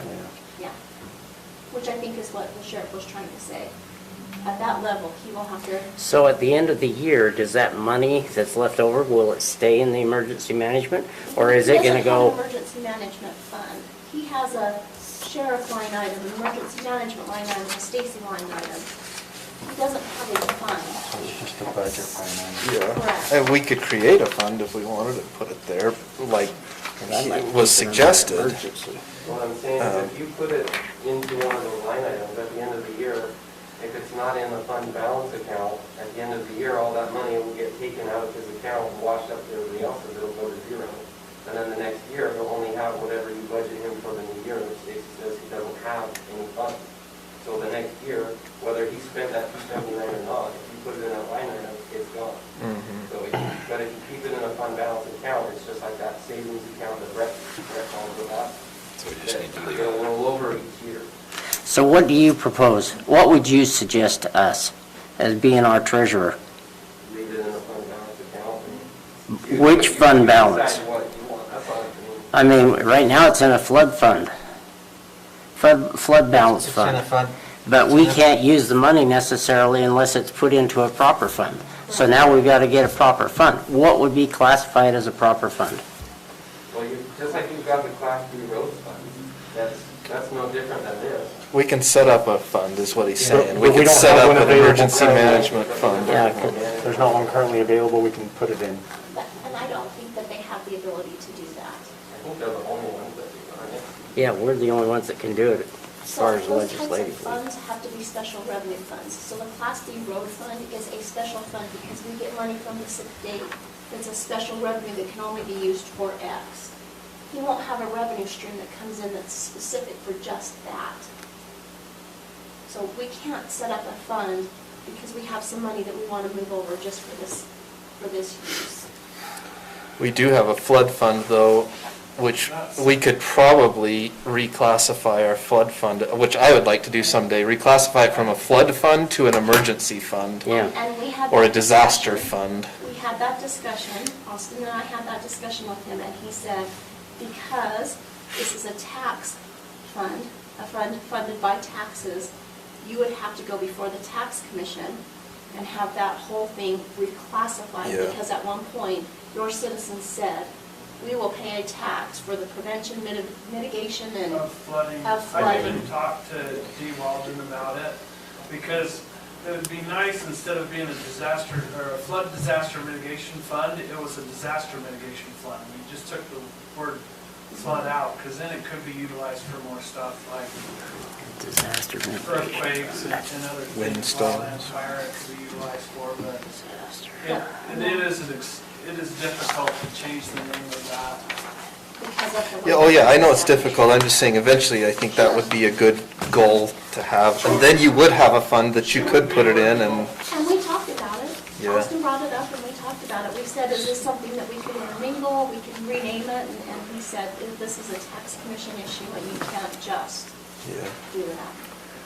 So, Try. Even though it came from federal funds back 50 years ago, or 40 some odd years ago? No, we're talking about a different fund. Oh. We're talking about the flood, Okay, okay. the other flood. So do we have a disaster mitigation fund now or not? No. Okay, then that's what we need to do. Well, she's saying we can't create that fund without a revenue source for it, which is why I said, Okay. if we were able to reclassify that fund at some point, acknowledging that that's a long process, that would be a great place to put it. In the meantime, what it really boils down to is I think we need to determine exactly how much we're going to spend from his department and then transfer it out when we're ready to do that dollar. I agree. Does that sound? Should we table it for the next meeting then and have an administrative Have a meeting about it? Discussion. I'm fine with that. I would love to. And I got confused with You what? which paper the egg was under when she was done. I thought, middle one. So- The middle paper. Okay, go ahead, explain what you two are discussing out there so we know what you're He said we could thinking. just spend it all this year and not have to worry about it. That was what he said. Is your name Blaine? He's my boss, so. I've heard that budget philosophy before too. So, So did we come to an agreement here? so we I don't can think we certainly can. have a discussion about your different items. I would love to. One thing that I just kind of shotgunned it out there, one of the things we were looking at was a drone, and I saw that I put $12,000 in that. Well, that's the 30. lowest end of the kind of a drone we want. And the one that West Valley City came up and showed us was a $30,000 drone. And that would have been, that kind of thing, I understand what the sheriff's saying when he wants it to be under like emergency management, because last week while I was out of town, we had a semi truck roll over that it was just high explosive, or not, it was explosives. And they had the interstate shut down at 108 for quite a while. From what I understand, it took an entire day to get the westbound lanes open. And drones are perfect tools.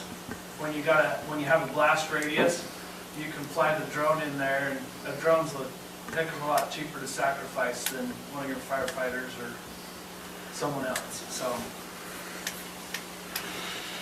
having a drone, there's a myriad of different options we could have for it. That snowcat, I know Brett Heiner's chomping at the bit to try to use that. Yeah, he'd like to go up and fix the TV To tower. get it to the TV towers, yeah. So he'd probably use it every day of the week if he could get away with it. And so a lot of these things are not just going to be utilized just for the sheriff's office, like the sheriff said. I've actually had some firefighters show interest in becoming a drone pilot as well. If we go and put it into general fund, at the end of the year, it will go into that rainy day fund, correct? Correct. So we don't lose the money in any particular way. No, But then we it's just have not to increase his allocated. budget, or a budget, in that direction. We just have to increase the budget for next year, but we don't have to do anything for this year. Is that correct? Right.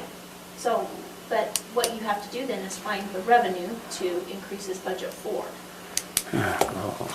You'll have to raise taxes, or say that you're going to dip into the savings account. The savings account that we just increased with the money. Perhaps, or Matt Wilson overspent on the airport, so you had to use what he ended up using in the fund to pay for what Matt used in the airport, because there was a shortfall in the airport. Glad she attributed that expenditure to you. All right, I think we kind of lack a bit of clarity on what to do, but I think there's a desire to do something, so. Can we Why don't maybe schedule an administrative session? Yeah, I mean, weren't we talking about next Tuesday for something specific? Yes. What is it? It was going over the Wasatch Beach development. Okay. Do you want to just add that and talk about? Two of you. Oh, do you want to Because he discuss? wasn't going to have a quorum for it. Can we get together next Tuesday, 5 o'clock? Yeah, I can do that. Yeah, I can do And that. can we schedule maybe an hour and a half and we need to have some economic development discussion as well. So Yeah. maybe we can do 45 minutes or perhaps less. I don't know how long it'll take for Austin stuff and for emergency management, and another 45 minutes or so for economic development. Austin, if you have any updates, could you bring them?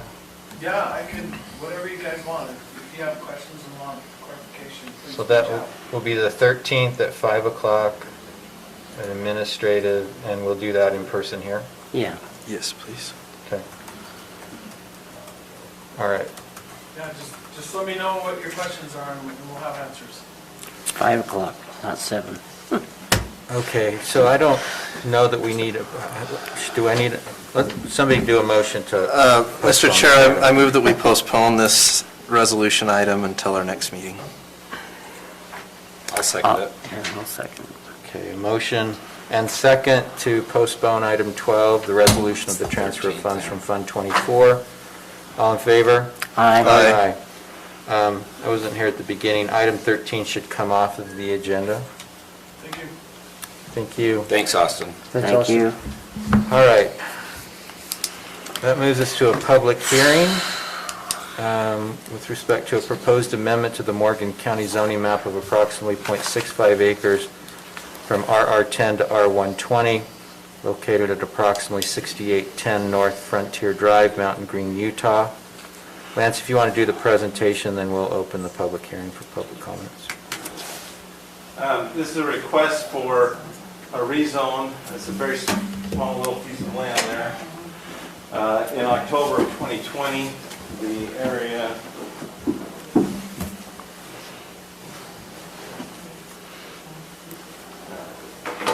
in October 2020, 2 acres were rezoned from, on this area here, from RR1 to R120. Let me zoom down.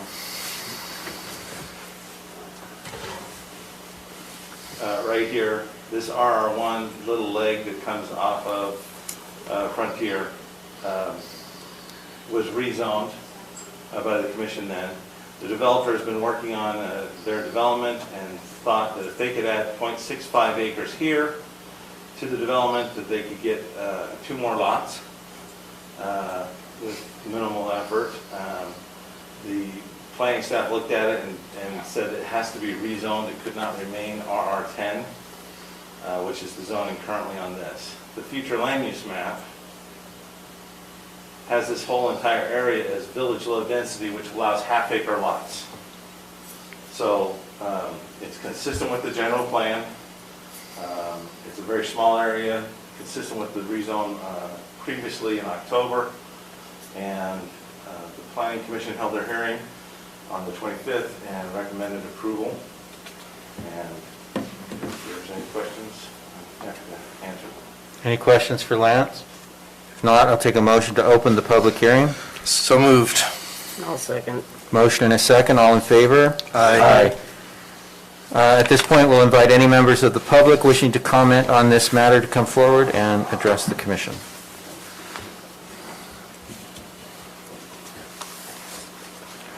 Anyone on the list? Nope. No one's on the list, no one's coming forward. I'll take a motion to close the public hearing. So moved.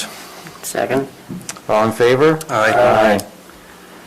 Okay, if there's not any further questions for Lance, then I take a motion.